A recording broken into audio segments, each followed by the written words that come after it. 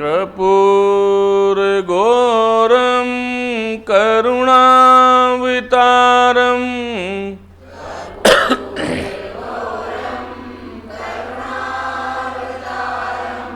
संसारसारं भुजगेन्द्रहारं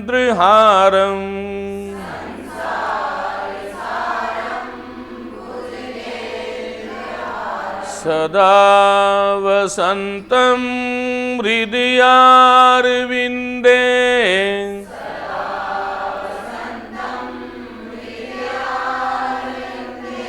भवं भवानी सहितं नमामि।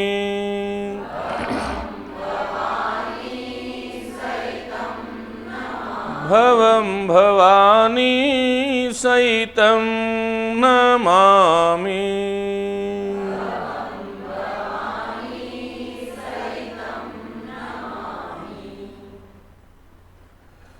आप सभी का हार्दिक स्वागत, अभिनंदन। रस, रसावयव, रस की समग्र विवेचना संपूर्ण हुई।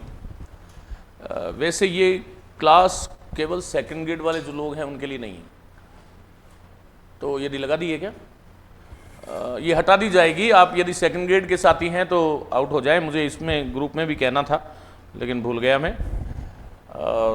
अगले 2 दिन सेकंड ग्रेड के लिए कोई क्लास नहीं। भाग 1 है ये, और बात करेंगे रस निष्पत्ति की। सेकंड ग्रेड में नहीं है, सेकंड ग्रेड में केवल रसावयव है, रस और एवं रसावयव, इतना ही लिखा है उसमें। फर्स्ट ग्रेड में है ये सब। लेकिन चलो, जान एक ऐसी चीज है जिससे अजीर्ण नहीं होता, है ना? है फायदा ही होगा कोई ना कोई, बस ये देख लो। अब आगे तो क्या है? हाँ, कभी न कभी फॉर फ्री में मिल रहा है। हाँ, आजकल तो हर टॉपिक का पैसा लगता है ना, प्रॉब्लम ये है। हाँ, कैसे गुरु हो गए बताओ?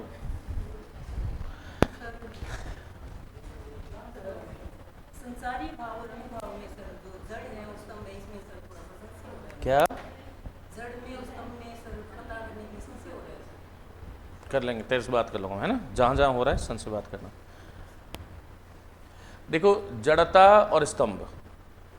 स्तंभ, जड़ता जो होती है उसमें प्रलय जैसी अवस्था हो जाती है। क्या हो जाती है? प्रलय जैसी अवस्था हो जाती है। और स्तंभ जो है वो उसकी एक पूर्व अवस्था है। वहाँ पर दोनों ही होते हैं। स्तंभ जहाँ होंगे वहाँ जड़ता भी हो सकता है, और जड़ता जहाँ होता है वहाँ स्तंभ भी हो सकता है। ठीक है, ओके, चलो जी। बाड़मेर की धरती से प्रणाम सभी को। और हम लोग बात करेंगे रस निष्पत्ति। पहले आइए कुछ समझा देता हूँ, फिर उसके बाद में इस टॉपिक की हम बात करेंगे। मित्रों, टॉपिक है आज का रस निष्पत्ति। मैं कई बार जब व्याकरण शुरू करता हूं तब आपको कहता हूं कि 3 चीजें होती है, एक तो व्युत्पत्ति, एक निष्पत्ति और एक उत्पत्ति। तो उत्पत्ति तो होती है जीव की, निष्पत्ति होती है रस की, और व्युत्पत्ति होती है शब्द की। तीनों का अर्थ व्युत्पन्न होना ही है।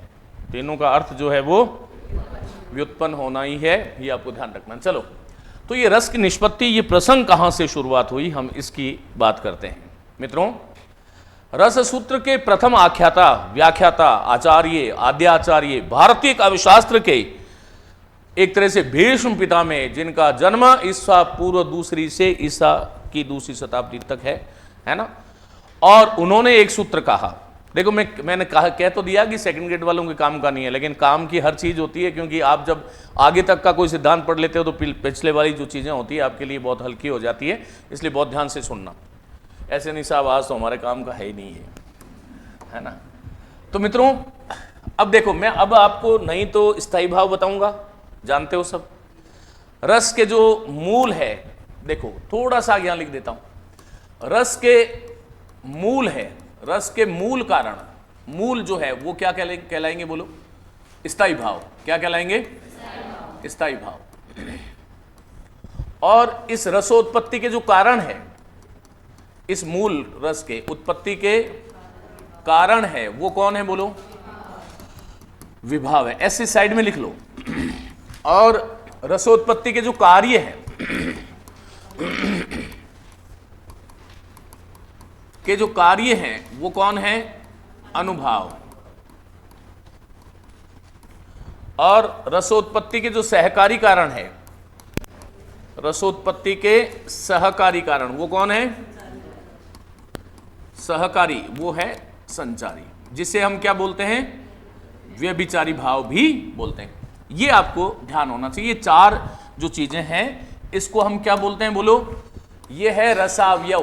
क्या है? बोलो। तो ये रसावयव भी होंगे, हो गए, और रस के उदाहरण भी हो गए। ये सब चीजें तो हम कर चुके हैं। अब आज हमारा जो बिंदु है वो है निष्पत्ति। क्या है? निष्पत्ति। तो आइए जी ऑब्जेक्टिव बुक जल्दी आ रही है बेटा।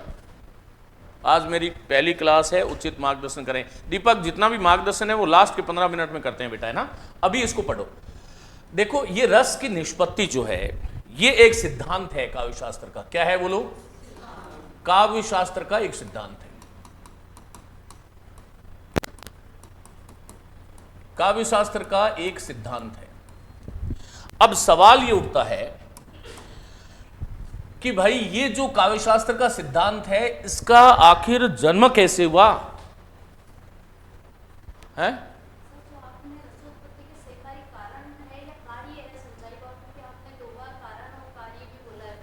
सहकारी कारण। हाँ, सहकारी कारण, सहकारी कारण। अब सुनो, अब ये रस की निष्पत्ति जो है ये काव्य शास्त्र का सिद्धांत है। इसका आखिर जन्म कैसे हुआ? तो भरत मुनि जिन्होंने एक पुस्तक लिखी थी और उसका नाम क्या था? नाट्य शास्त्र। इसमें 36 अध्याय थे। इसके 6ठे अध्याय में, कौन से अध्याय में? 6ठे अध्याय में उन्होंने एक सूत्र लिखा था, और वो सूत्र भारतीय काव्य शास्त्र में बहुत ही लोकप्रिय और एक तरह से विवादित सूत्र रहा, जिसको हम रस सूत्र कहते हैं। क्या बोलते हैं? बोलो। रस सूत्र कहते हैं। और वो क्या था? वो ये था कि विभावानुभाव व्याभि नहीं, बोलो विकास, विभावानुभाव व्यभिचारी। बोलो क्या है? व्यभिचारी संयोगाद रस निष्पत्ति ही।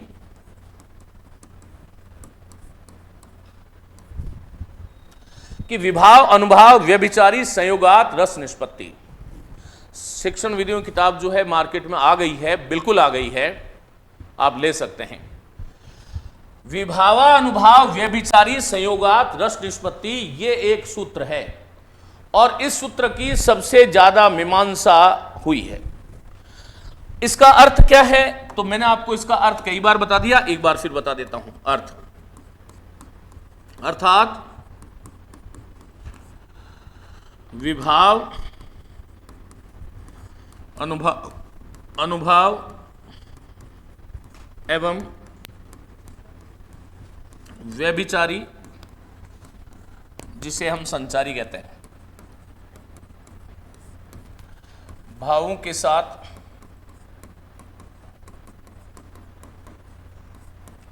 स्थायी भाव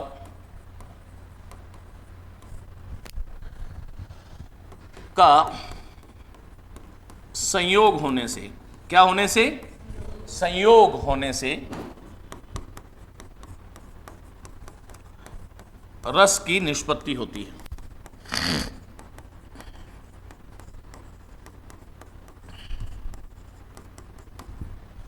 ये एक सामान्य सा स्टेटमेंट था।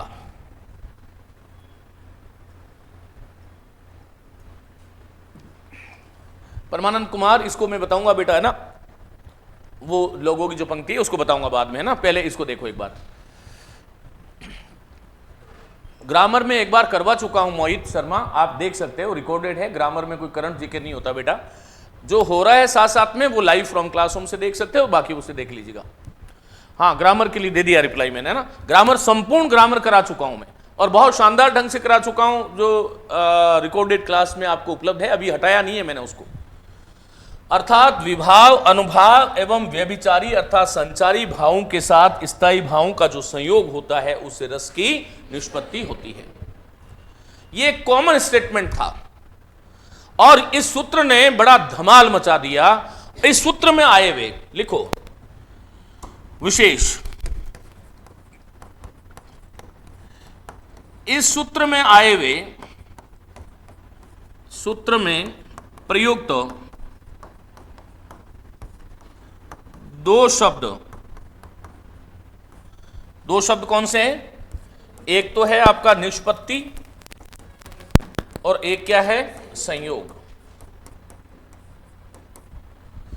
तो दो शब्दों को लेकर भारतीय आलोचकों, विद्वानों, दार्शनिकों, कुछ भी कह सकता हूं, आलोचकों ने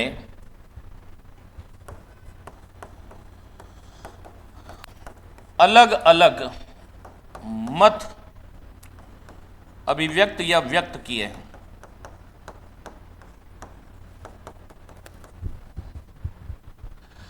ये कुल जो आचार्य थे, हे पार्थ सर आ गए हैं, रथ सर के चरणों की तरफ ले जाओ। ठीक है भाई, बहुत शुभकामनाएं। तो अलग अलग मत व्यक्त किए हैं और कुल आचार्य थे 11। कितने थे? क्या है ये? 11। बोलो क्या है?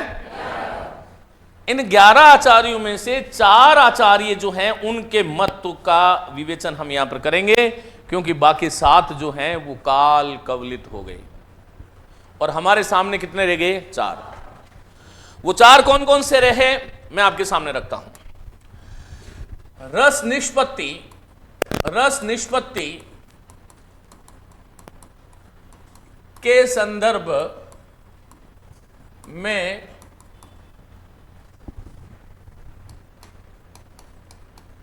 व्याख्या करने वाले प्रमुख आचार्य कितने हैं? बोलो। 4। एक बात शायद मैं हमेशा बताता हूं और वो आपको भी बताई होगी मैंने, कि आरंभ में रस जो है यह नाट्य शास्त्र का विषय रहा। बताया क्या?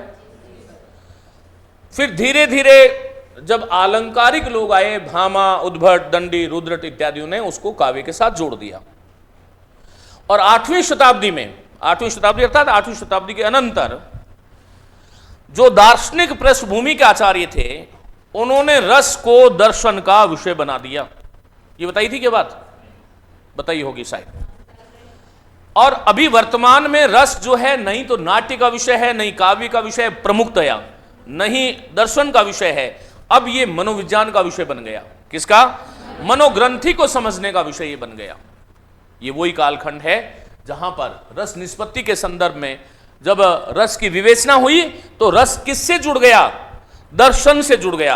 अब नाटक से रस नहीं समृद्ध रहा, काव्य से नहीं रहा, अब ये दार्शनिक मीमांसा होने लगी। इसकी क्या होने लगी? दार्शनिक मीमांसा होने लगी। अब ये दार्शनिक मीमांसा करने वाले आचार्य में आपको बता दिया कितने थे? 11। लेकिन इनमें से प्रमुख कितने हैं जिनको हम पढ़ते हैं? वो क्या है? 4। तो पहला प्रश्न तो यह है कि इन दार्शनिकों का सही अनुक्रम क्या है? सही अनुक्रम क्या है? तो आइए मैं लिखाता हूं आपको। तो सही अनुक्रम की यदि हम बात करें तो 9वीं शताब्दी, और यहां 9वीं शताब्दी में एक व्यक्ति आए, उनका नाम था भट्टलोलट। क्या नाम था? भट्टलोलट। और भट्टलोलट जो हैं वो किस दर्शन से जुड़े हुए थे? तो ये मीमांसक थे। क्या थे? मीमांसक थे। और भट्टलोलट का जो मत है वो किस नाम से जाना जाता है? तो ये उत्पत्तिवाद या फिर आरोपवाद, उत्पत्ति या आरोपवाद के नाम से जाना जाता है। संयोग का अर्थ इन्होंने संबंध लिया। संयोग का अर्थ क्या लिया इन्होंने? संबंध लिया। और निष्पत्ति का अर्थ उन्होंने क्या लिया? बोलो। उत्पत्ति लिया। क्या लिया? उत्पत्ति लिया। और इन्होंने जो है रस और उसके अवयवों के मध्य कैसा संबंध माना? तो वो माना है उत्पाद्य उत्पादक संबंध। क्या माना? बोलो। उत्पाद्य उत्पादक भाव संबंध। अब मैं इसकी टेबल बना देता हूं। ये तो है इनका समय, ये है आचार्य का नाम, यहां से मैं इस टेबल पर, ये जो स्लाइड होगी आपके लिए बहुत महत्वपूर्ण होगी, यहां से प्रश्न आते हैं। और ये इनके दर्शन का नाम है कि किस दर्शन से जुड़े थे, दर्शन का नाम। और ये जो है इनके मत का नाम।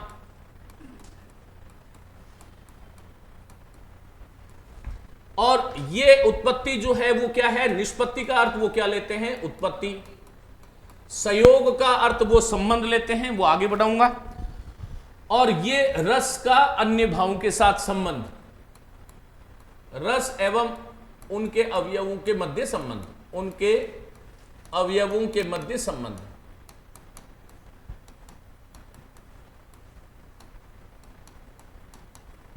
ये टेबल बना लो सभी साथी, इसको समझने की बात है।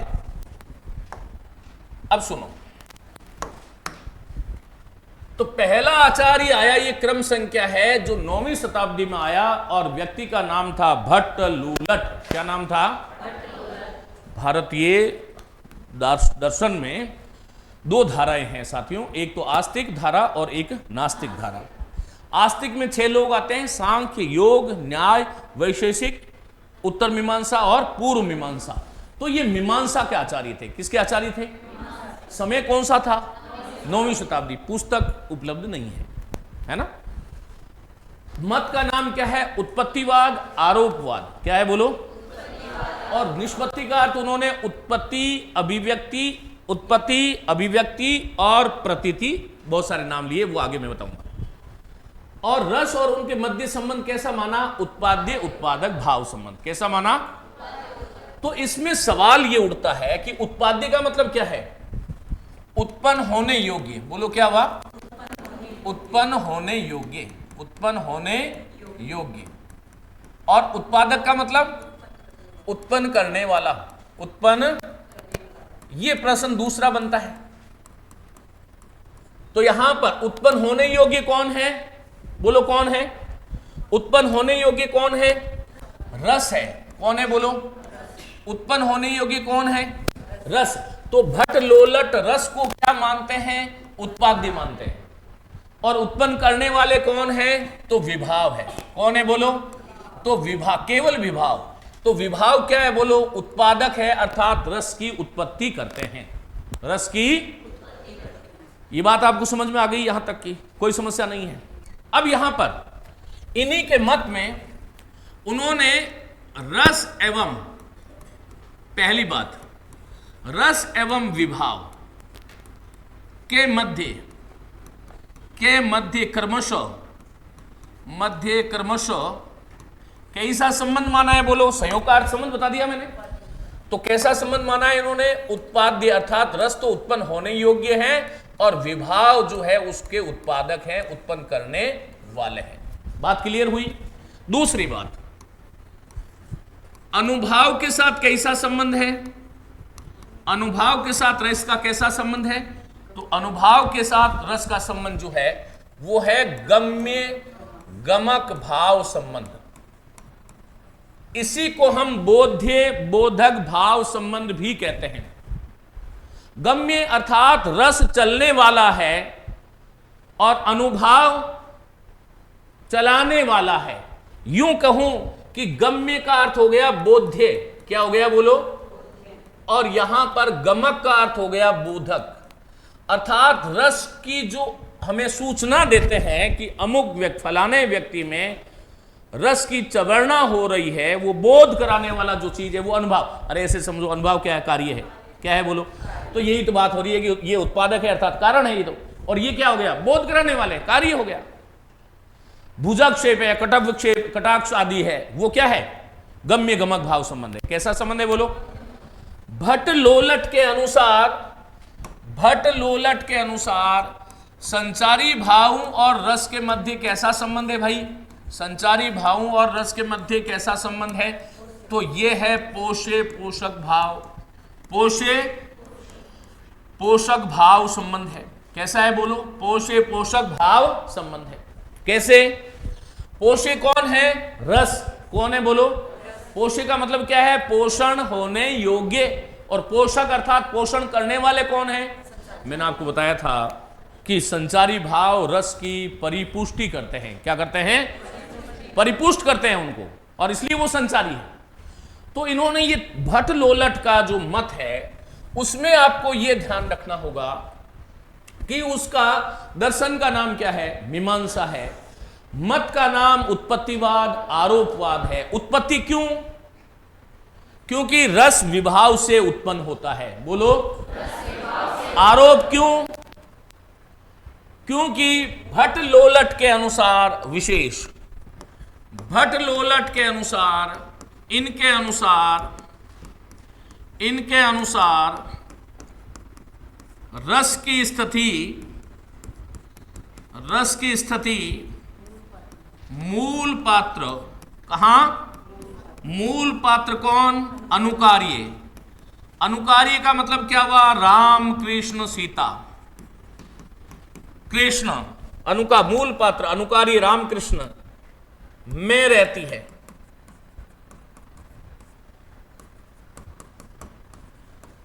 अभिनय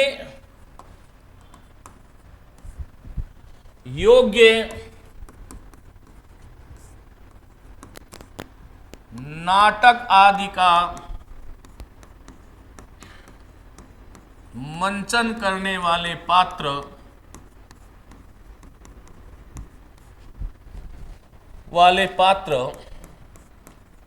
उस मूल पात्र का अनुसरण करते हैं। क्या करते हैं? अनुसरण करते हैं। दर्शक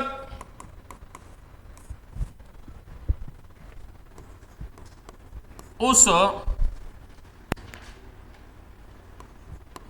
नट नटी में मूल पात्रों का आरोपण करते हुए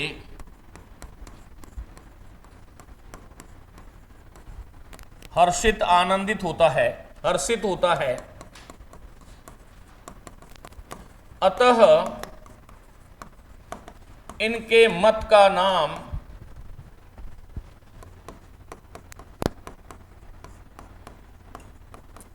आरोपवाद है। क्या नाम है? और विभाव आदि उत्पन्न करते हैं। विभाव आदि से विभाव रस को उत्पन्न करते हैं। क्या करते हैं?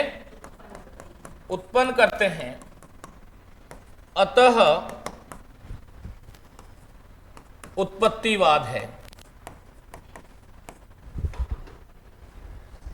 बात समझ में आएगी? तो पहली बात तो यह है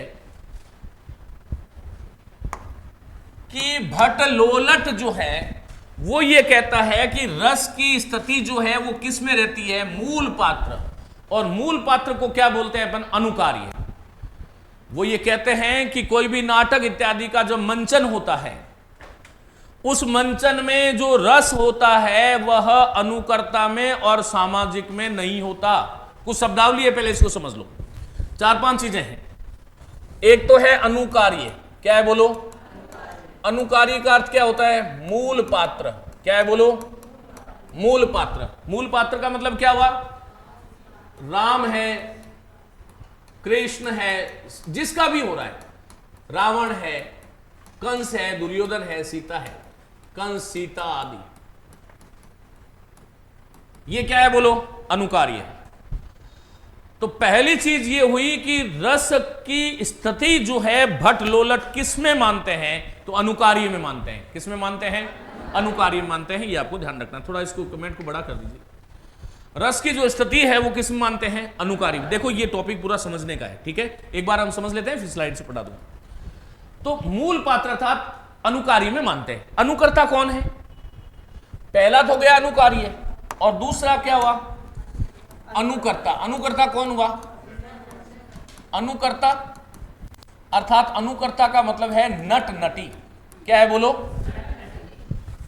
जो मूल पात्रों का अभिनय कर रहा है, जो मूल पात्रों का अभिनय होता है, अभिनय कर रहा है, वो क्या कहलाता है बोलो? अनुकर्ता। और तीसरा होता है प्रेक्षक। क्या होता है बोलो? इसी प्रेक्षक को हम बोलते हैं दर्शक, इसी दर्शक को हम बोलते हैं सामाजिक, इसी को हम बोलते हैं पाठक, और इसी को हम बोलते हैं सहृदय, और इसमें हम सब लोग हैं।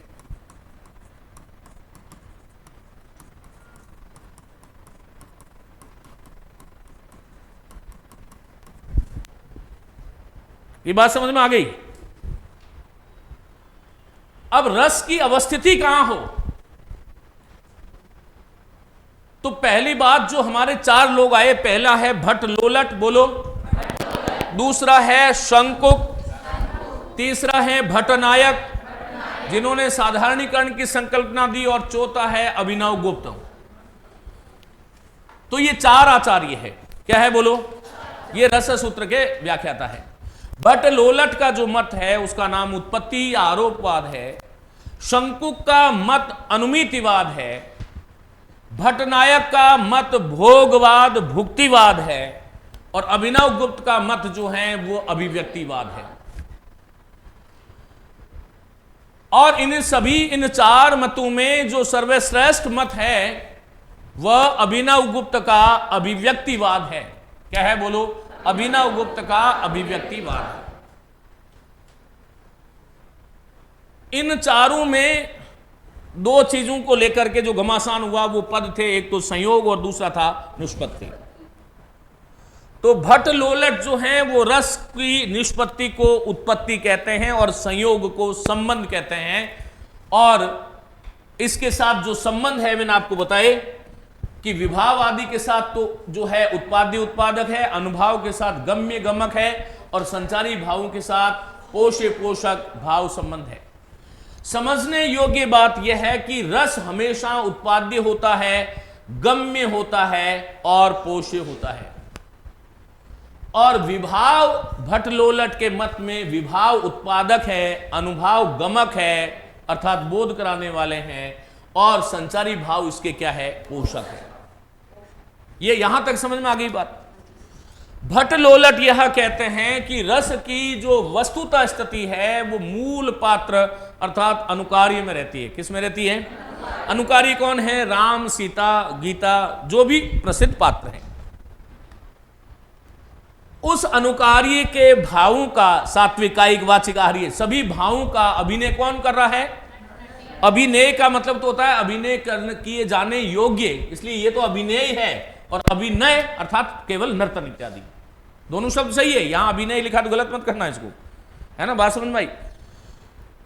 तो मूल पात्रों में जो रस होता है जिसे हम अनुकार्य कहते हैं, उसका अनुकरण कौन करता है? नट और नटी करता है। दर्शक, सामाजिक, सहृदय, पाठक, श्रोता या कोई भी जो उसको देख रहा है, सुन रहा है, वो उस नट नटी पर उस अनुकार्य वाला जो स्थिति है उसका आरोप कर लेता है। इसलिए इसके मत का नाम क्या है? आरोपवाद भी है। और फिर यहां पर मैंने आपको बताया कि अनुकार्य का मतलब क्या हुआ बोलो? मूल पात्र। अर्थात जब हम रामचरितमानस पढ़ रहे होते हैं, या मैंने कहा कि उसने कहा था कहानी जब हम पढ़ रहे होते हैं, उस पर एक फिल्म बनी थी, कौन सी? हाँ, फिल्म नहीं बनी थी क्या? याद करो। हाँ, रजनीगंधा नहीं बनी थी उसमें? हाँ, यही सच पे मैं दोनों को एक कर देता हूं, दोनों को एक हमेशा होता है ये। हाँ, यही सच में बनी। अपन यही सचेर को ले लेते हैं, उसने कहा था वो छोड़ो, पहले सुन लो। तो यही सच है। वो उसके जो पात्र हैं वो क्या है बोलो? अनुकारी। अब उसका जब मंचन कर रहा है वो कौन है? अनुकर्ता। क्या है बोलो? और जो फिल्म हॉल में जाकर के उस रजनीगंधा को देख रहे हैं वो कौन है? प्रेक्षक, दर्शक, सामाजिक, पाठक, सहृदय। बात क्लियर हुई? अब यहां पर इन तीनों में रस की स्थिति किस में मानी जाए? तो भट्ट लोलट ये कह रहा है कि रजनीगंधा में नहीं है, दर्शक प्रेक्षक में नहीं है, वो मूल पात्र उसका जो है अनुकार्य उसमें है। तो फिर रस की उत्पत्ति कैसे हुई? तब उन्होंने कहा कि मूल पात्रों का अनुकरण किया नट और नटी ने। दर्शकों ने उसको देखा और दर्शकों ने अनुकर्ता अर्थात नट और नटी पर अनुकार्य का आरोप कर दिया, इसलिए ये आरोपवाद भी कहलाया। बात क्लियर हो गई क्या? हाँ पूछो। ऐतिहासिक पात्र होते हैं ना सर इसमें? कोई भी बात बेटा समझाने के लिए कह रहा हूँ, बच्चा तू समझदार है, तू है ना, बीच में ऐसे क्यों डिस्टर्ब क्यों होता है ना? ठीक है, अच्छा बच्चा है, समझदार है ना। मेरा मतलब है कि कोई भी चीज है, रस तो सब में ही है ना। ऐतिहासिक क्या होता है? अरे क्या यही सच है जब हम पढ़ रहे हैं, क्या हमें रस की प्राप्ति नहीं हो रही? क्या क्यों पढ़ रहे हैं? आप एक पंक्ति नहीं पढ़ सकते? ये रटी रटाई बातें करने वाले मैया जी नहीं है, तो इससे थोड़ा दूर जाओ, है ना। वो जो अपना पुराना ज्ञान है, तुम तो मेरी स्टूडेंट रही हो हमेशा, तो उसको भूल जाए एक बार, है ना। ये पढ़। अब यहां पर अनुकार्य में रस की स्थिति किसने मानी है बोलो? और अनुकर्ता में किसने मानी है? श्री शंकुक ने। किसने? देखो यहीं से प्रश्न आएंगे, बाकी तो सब में है ना समय पास करूंगा। श्री शंकुक ने अनुकर्ता में मानी है, अर्थात नट नटी में, और यही धनंजय स्वीकार करते हैं। वो ये कह रहे हैं कि भाई नट नटी जो है ना, उसमें रस की स्थिति होती है। कौन कहते हैं? शंकुक। शंकुक न्यायिक थे। कौन थे बोलो? न्यायिक। आओ बात करता हूं पहले। तो पहला हमारा ये हो गया था, ठीक है। अब यहां पर तो लिखने की जगह नहीं है, ये 1 नंबर पेज लिख देता हूं उस पर, और ये तो समझाने के लिए लिखा था, और ये 3 नंबर हो गया। अब यहां 3 नंबर में दूसरा नंबर, अर्थात दूसरा नंबर 9वीं शताब्दी, 9वीं शती हुआ, और आचार्य का नाम है आचार्य शंकुक। क्या है बोलो? आचार्य शंकुक। और इसके आगे क्या लिखते हैं अपन? हाँ, आचार्य किसके हैं? ये न्यायिक है। क्या है बोलो? न्याय दर्शन के प्रणेता थे महर्षि गौतम। कौन थे? और महर्षि गौतम का जो न्याय दर्शन था उसी के ये अनुयायी थे। अरे प्रिय, नमस्ते नमस्कार में बाद में अंतर कर लूंगा, ये मैं बहुत मुश्किल टॉपिक है, इसको बहुत हंसते हुए पढ़ा रहा हूं, उसको समझ ले पहले। भंवर, नमस्ते नमस्कार, है ना। पूरे दिन व्याकरण में क्यों घुसे रहते? 9वीं शताब्दी कौन है बोलो? आचार्य शंकुक। बोलो कौन है? और ये किस दर्शन के हैं? न्यायिक दर्शन। फिर आगे क्या लिखा था हमने इनके मत का नाम? तो मत का नाम है इनका अनुमितिवाद। क्या है बोलो? अनुमितिवाद। और फिर आगे क्या लिखा था? निष्पत्ति का अर्थ इन्होंने क्या लिया है? अनुमान, अनुमिति लिया है। क्या लिया है बोलो? अनुमिति।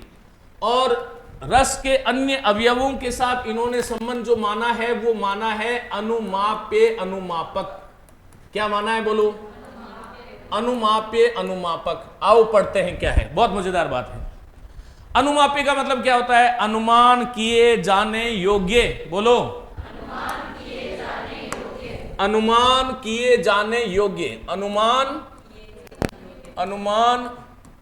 किए जाने योग्य। और अनुमापक का मतलब क्या है? अनुमान कराने वाले। अनुमान कराने वाले। तो यहां पर ये अनुमान किए जाने योग्य कौन है बोलो? रस है। और अनुमापक कौन हुए बोलो? हैं? तो अनुभाव कहां जाएगा? संसारी भाव कहां जाएगा? या इन्होंने जो 3 संबंध माने थे अलग अलग, इन्होंने 3 माने कि भाई रस और विभाव के मध्य तो उत्पाद्य उत्पादक है, रस और अनुभाव के मध्य गम्य गमक है, और रस और संचारी भावों के मध्य पोष्य पोषक भाव संबंध है। तो इन्होंने जो है अनुमाप्य तो किसको बताया? रस को। और अनुमापक अनुमान कराने वाले किसको बताया? तीनों को। बिल्कुल सही है। यही सबसे महत्वपूर्ण बात है जहां पर शिक्षक साथी भी गच्चा खाते हैं। विभाव, अनुभाव और संचारी, इन्होंने अलग अलग संबंध नहीं बताया है। इन्होंने कहा कि विभाव, अनुभाव और संचारी ये तीनों ही जो है वो क्या है? अनुमापक है, अर्थात ये अनुमान कराने वाले हैं। ये अनुमान, तो ये आपको विशेष रूप से ध्यान रखना है। अब ये इनका जो मत है, इसमें मैंने आपको कहा कि इन्होंने अर्थात आचार्य शंकुक ने रस की जो मूल स्थिति है वो किसमें स्वीकार करी, तो इन्होंने अनुकर्ता में करी। ये 2 नंबर दिलाने के लिए तत्पर है, लोगे नट नटी अनुकर्ता। अनुकार्य में किसने मानी थी, भट्ट लोलट ने, और शंकुक ने किसने मानी, नट और नटी में रस की स्थिति को मानते हैं।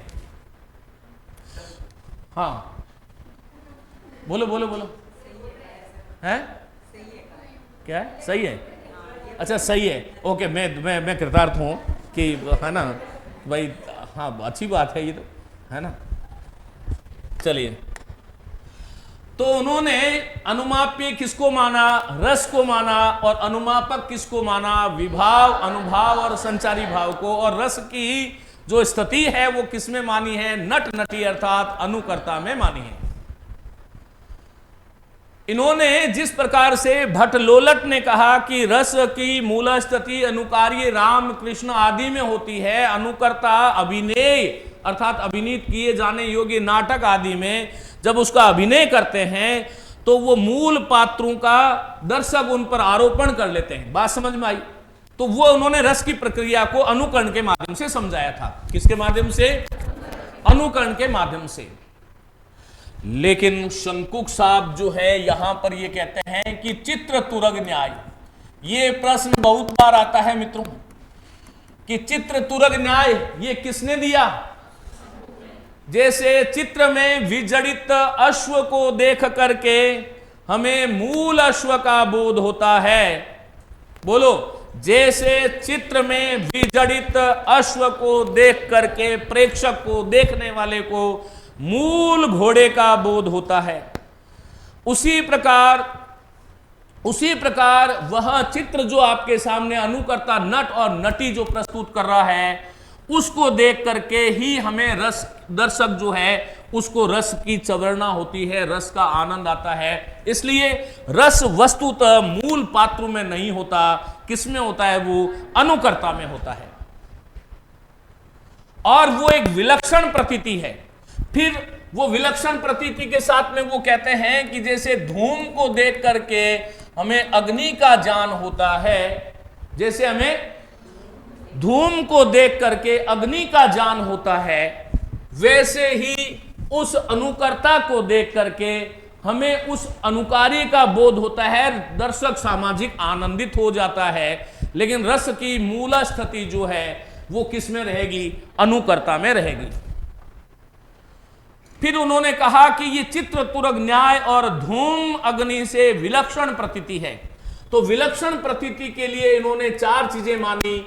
इन्होंने कहा कि एक प्रतीति है जिसको हमें बोलना चाहिए सम्यक प्रतीति, दूसरी प्रतीति है उसको हमें कहना चाहिए वो मिथ्या प्रतीति, और तीसरी जो है उसको हमें कहना चाहिए संशयात्मक प्रतीति। क्या बोलना चाहिए?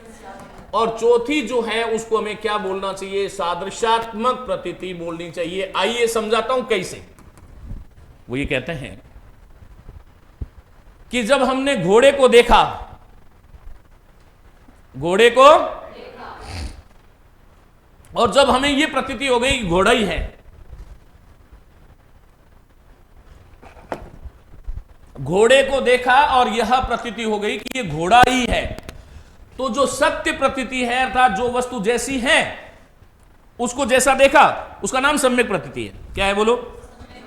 भट्ट लोलट वहां सर्प का उदाहरण देते हैं। किसका उदाहरण देते हैं? सर्प का उदाहरण। वो कहते हैं कि रज्जू को आपने देखा, हेलो, रज्जू को देखा आपने, रस्सी को, और रस्सी को देखा, आपके दिमाग में अनुकारी अर्थात सर्प था। यही सच है था। क्या था? हाँ, तो वो अनुकारी अर्थात वो सर्प था, और उस रज्जू से देख करके भी हमें उतना ही डर लगता है जब तक हम उसको रज्जू को सर्प मान रहे हैं, जब जितना डर हमें सर्प से लगता है। बात समझ में आई ना? बिल्कुल हार्ट बीट बढ़ जाती है, और वर्णन भी कर देते हैं बहुत लंबा था, पीछे भाग रहा था, बड़ा मुश्किल से बच के आए हैं, है ना। लेकिन ये कहते हैं कि भाई जैसे अश्व को देखा, और अश्व को देख करके जो हम ये कह रहे हैं कि ये अश्व ही है, ये हमारा आनंद का विषय है ना, ये कि ये सम्यक प्रतीति है। क्या है बोलो? फिर उन्होंने कहा दूसरी प्रतीति मिथ्या प्रतीति। अश्व को देखा और हमने कहा कि अश्व नहीं है, तो ये कैसी प्रतीति है? और घोड़े को देखा और गधे की प्रतीति होगी तो संशयात्मक ज्ञान हो गया, और ये घोड़े जैसा है तो सादृश्य हो गया। इन चारों प्रकार की प्रतीतियों से एक विलक्षण प्रतीति है जो चित्रतुरग न्याय की भांति जो अनुकर्ता जो है उसके माध्यम से दर्शक अनुभूत करता है, जिसको हम रस कहते हैं। बात समझ में आई? तो ये चीज आपको समझ में आनी चाहिए। तो यहां पर ये चार प्रकार की प्रतीतियां, सम्यक प्रतीति, मिथ्या प्रतीति, संशयात्मक प्रतीति और सादृश्यात्मक प्रतीति। और शंकुक रस की मूल स्थिति किसमें मानते हैं? अनुकर्ता में मानते हैं। अभी मैं वो केवल वो चीजें पढ़ा रहा हूं आपको जो परीक्षा में आएगी, विद्वान बनाने के लिए बाद में पढ़ेंगे। अनुकर्ता में होती है ये रस की स्थिति जो है, वो किस में होती है? बोलो, अनुकर्ता में होती है। यहां समझ में आ गया क्या? इतना।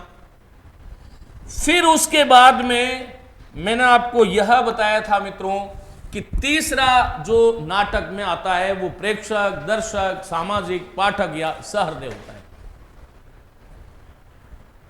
तो रस की मूल स्थिति को लेकर के ये इनके टूल्स है नाटक के, जिसमें अनुकारी है, अनुकर्ता है और हम सब है।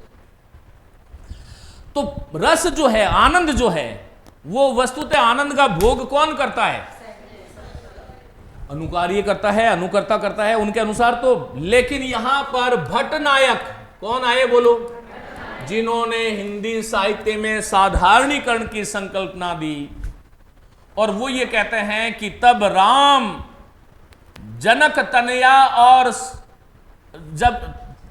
जब सीता जनक तनया और राम की पत्नी न हो करके वो सामान्य स्त्री के रूप में हम ही जब उसमें अपने आप को देखने लगते हैं तो वो साधारणीकरण है। वो क्या है? अर्थात पाठक, कवि जिस भाव से लिखा, अनुकर्ता ने जिस भाव से अनुकरण किया और दर्शक ने जिस भाव से देखा, ये विभाव, अनुभाव और संचारी भाव एकत्र होकर के अखंड ब्रह्मानंद सहोदर की भांति हो जाते हैं, तो वो साधारणीकरण हो जाता है। क्या हो जाता है? एक फिल्म देखने जाते हैं, वहां पर एक बच्चा है, जब रो रहा है, जब हम पूरी तरह से आनंदित होते हैं, उसमें डूब करके देखते हैं, तो वो बच्चा हमें किसी विशेष व्यक्ति का नहीं लगता। जब सूरदास कृष्ण का वर्णन करते हैं कि घुटनों चलत, कि घुटनों से चल रहा है और वो अपनी छाया को पकड़ने के लिए दौड़ रहा है, वह कृष्ण उस समय यकीन मानिए हमारा कृष्ण बन जाता है, वो फिर नंद और यशोदा का नहीं रहता।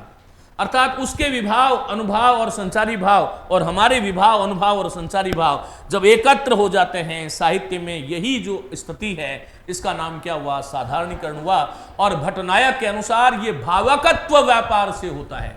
किससे होता है? बोलो। ये प्रश्न बहुत बार आता है, किससे होता है? ये भावकत्व व्यापार से होता है। तो यहां पर अब ये एक तो मानते हैं भट्टनायक और दूसरा मानते हैं इसको जो है अभिनव गुप्त। कौन मानते हैं? अभिनव गुप्त जो है वो सहृदय सामाजिक के हृदय में, सहृदय सामाजिक के हृदय में ही रस की स्थिति को स्वीकार करते हैं। तो फिर भट्टनायक ने भी यही स्वीकार किया, तो कहां गलती थी उसके बारे में अभी बात करेंगे। तो दो लोगों ने तो क्या माना है कि रस मूलतः प्रेक्षक, दर्शक, सामाजिक, पाठक या सहृदय में स्थित होता है, और शंकुक मानते हैं अनुकर्ता में और भट्ट लोलट मानते हैं अनुकार्य में। यहां से प्रश्न आने की पूरी संभावना होती है, ये आपको ध्यान रखना। तो ये हो गई। अब यहां पर तीसरा जो आचार्य है, तीसरा आचार्य कौन आया आपका? 11वीं शताब्दी में आया। क्या आया? 11वीं शताब्दी में। और 11वीं शताब्दी में आया, इनका नाम था भट्टनायक। क्या था? बोलो। साधारणीकरण की संकल्पना देने वाले विद्वान कौन है? सेकंड ग्रेड में ऐसे सीधे प्रश्न आते हैं। और ये क्या थे? ये सांख्य मतावलंबी थे। क्या थे? सांख्य मतावलंबी थे। ये सांख्य दर्शन महर्षि कपिल वाला। इनका मत जो है वो भोगवाद या भुक्तिवाद नाम से जाना जाता है। भोग या, इन्होंने निष्पत्ति का अर्थ भुक्ति लिया है। क्या लिया है?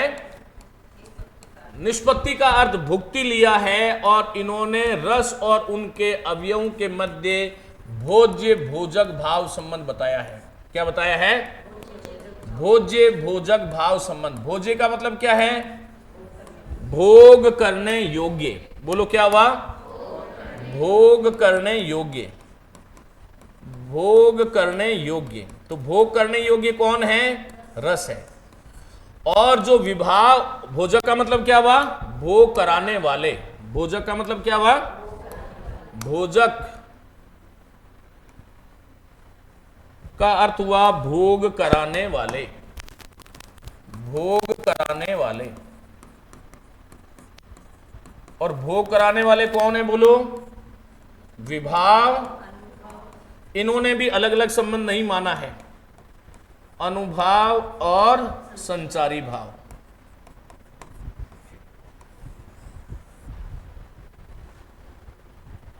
नमस्ते जी। तो इन्होंने जो संबंध माना वो कैसा संबंध माना? बोलो। भोज्य भोजक भाव संबंध। बोलो। भोज्य भोजक भाव संबंध। भोज्य का मतलब भोग करने योग्य। मित्रों, रस जो है वो भोग करने योग्य हैं और विभाव, अनुभाव और व्यभिचारी भाव भोग कराने वाले हैं। दैट मीन्स वो भोजक हैं। क्या है वो? इन्होंने रस प्रक्रिया को तीन तरह से समझाया है। रस प्रक्रिया के तीन बिंदु माने। रस प्रक्रिया के तीन बिंदु माने। कितने बिंदु माने? तीन बिंदु माने हैं। वो तीन बिंदु कौन से माने हैं बताओ? कोई बताएगा? एक तो है अभिधा लक्षणा, लेकिन मुख्यतः अभिधा को ही प्रश्रय दिया है। और दूसरा है भावकत्व। क्या है बोलो? और तीसरा क्या है बोलो? भोजकत्व। रस प्रक्रिया में जैसे शंकुक ने चित्रतुर्ग न्याय, धूम्र अग्नि न्याय, सम्यक मिथ्या संशय सादृश्य प्रतीति से विलक्षण की बात कही, वहीं पर श्री भट्टनायक ने इस रस प्रक्रिया को आस्वाद तक पहुंचाने के लिए तीन प्रकार के व्यापार, तीन प्रकार की प्रक्रियाएं, संक्रियाएं मानी, जिसको जब नटी को रोते हुए देखें, जब दर्शक स्वयं रोने लग जाता है तो उसे भोज्य कह सकते हैं क्या? हाँ बिल्कुल। तो अभिधा क्या है? वो कहते हैं कि ये रस प्रक्रिया की वह शक्ति है जिससे काव्यार्थ का ग्रहण होता है। किसका होता है बोलो? काव्यार्थ का ग्रहण होता है। हालांकि कुछ विद्वानों ने अभिधा के साथ लक्षणा को भी स्वीकार किया है, लेकिन विश्वनाथ प्रभृति केवल अभिधा ही लिखते हैं। तो काव्यार्थ का ग्रहण किससे होता है? अभिधा शब्द शक्ति से होता है। किससे होता है?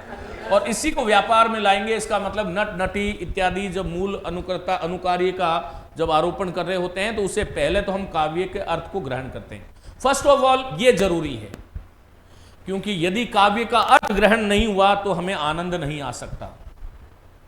ये बात बिल्कुल सही है कि हमारी कल्चर से संबंधित रचना जिसके बारे में हम जानते हैं उसी को पढ़ करके हमें आनंद आ सकता है। यदि कोई चाइनीज कथा आपके सामने रख दे, उसकी कल्चर से हम परिचित नहीं है, उसकी डॉक्यूमेंट्री से परिचित नहीं है, कितना भी पढ़ लो नहीं तो हंसना होगा, नहीं रोना होगा। और इसलिए काव्यार्थ का ग्रहण उसी काव्य का हो सकता है जो हमारी चेतना में या तो इस जन्म से हो या जन्म जन्मांतर से जो हमारा संचित कोश है उसके अनुरूप हमने उसको एकत्र किया है। बहुत सारी चीजें जब आपको समझ में नहीं आती, जब आपको झुंझलाहट होती है, यार ये मूवी समझ ही नहीं आई, इसका मतलब आपकी फ्रीक्वेंसी उससे मैच नहीं करी, वो तो अच्छी थी, उससे आनंद क्यों नहीं आया? क्योंकि आनंद हमें उसी से मिलता है जहां पर हमारी चेतना का संस्पर्श उस घटना, दृश्य, चित्र के साथ हो जाता है। यदि चेतना का संस्पर्श नहीं हुआ तो रस की तो क्या छोड़ो, आनंद की तो छोड़ो, कुछ भी प्रतीति नहीं होगी। यह हमें ध्यान रखना है। तो काव्यार्थ का ग्रहण करते हैं और भावकत्व भाव जो है उससे क्या होता है? विभाव अनुभाव, विभाव अनुभाव एवं व्यभिचारी भावों का स्व पर भेद समाप्त हो जाता है। स्व पर भेद, ये मेरा है, ये पराया है, ये समाप्त हो जाता है। ये बात सही है कि ईश्वर ने हमें कुछ बनाया ही ऐसा है कि जो संवेदना मेरी मेरे पुत्र और पुत्री के साथ होगी, दूसरे के साथ कदाचित सामान्य मनुष्य की नहीं होती। और सूरदास ने भले ही होंगे कृष्ण उनको लिखा, लेकिन जब तक हमें उस बालक की चेष्टाओं के साथ हमारा अनुभाव विभाव व्यभिचारी अपने पुत्र के रूप में नहीं मिलता, आनंद की प्राप्ति नहीं होती। और यही जो संकल्पना है काव्य में, उसका नाम क्या है बोलो? साधारणीकरण है। क्या है बोलो? तो साधारणीकरण जो है उसका संबंध किससे है? भावकत्व शक्ति से है। किससे है बोलो? और भावकत्व शक्ति का मतलब है भावों का एकीकरण। बोलो क्या है? जहां पर दर्शक, पाठक और लेखक के भाव अलग अलग न हो करके एक समभूमि पर स्थित हो जाते हैं, वहां जो आनंद मिलता है वह क्या होता है बोलो? भावकत्व, जिसे हमें साधारणीकरण कहते हैं। भोजकत्व व्यापार द्वारा प्रेक्षक दर्शक रस का भोग करता है। क्या करता है? रस का। और इसीलिए भट्टनायक यह कहते हैं कि नो उत्पद्यते न अनुमीयते न अभिव्यंजते एषः केवलः भोग्यते। भट्टनायक बहुत स्पष्ट घोषणा करते हैं तीनों की कि भैया भट्ट लोलट जो कह रहे हैं कि रस की उत्पत्ति होती है, रस की उत्पत्ति भी नहीं होती। शंकु कहते हैं कि अनुमिति होती है, तो अनुमिति भी नहीं होती। अभिनव गुप्त कहते हैं कि अभिव्यक्ति होती है, वो भी नहीं होती। रस का तो केवल भोग होता है। क्या होता है? और रस की मूल स्थिति जो है वो किसमें मानी है? रस की मूल स्थिति जो है वो किसमें मानी है? सहृदय शब्द नहीं है बेटा, यहां पर प्रेक्षक। क्या शब्द है? प्रेक्षक, देखने वाला। प्रिय मित्रों, फिर अभिनव गुप्त और भट्टनायक में क्या अलग रह गया, यह हमें विचार करने का विषय है। तो यह बात सही है कि भट्टनायक ने रस प्रक्रिया को एक वैज्ञानिकता के साथ प्रस्तुत करते हुए अभिधा, भावकत्व और भोजकत्व व्यापार के माध्यम से स्पष्ट किया, लेकिन वो पहली बात तो इन तीनों के संबंध को बताने में विफल रहे।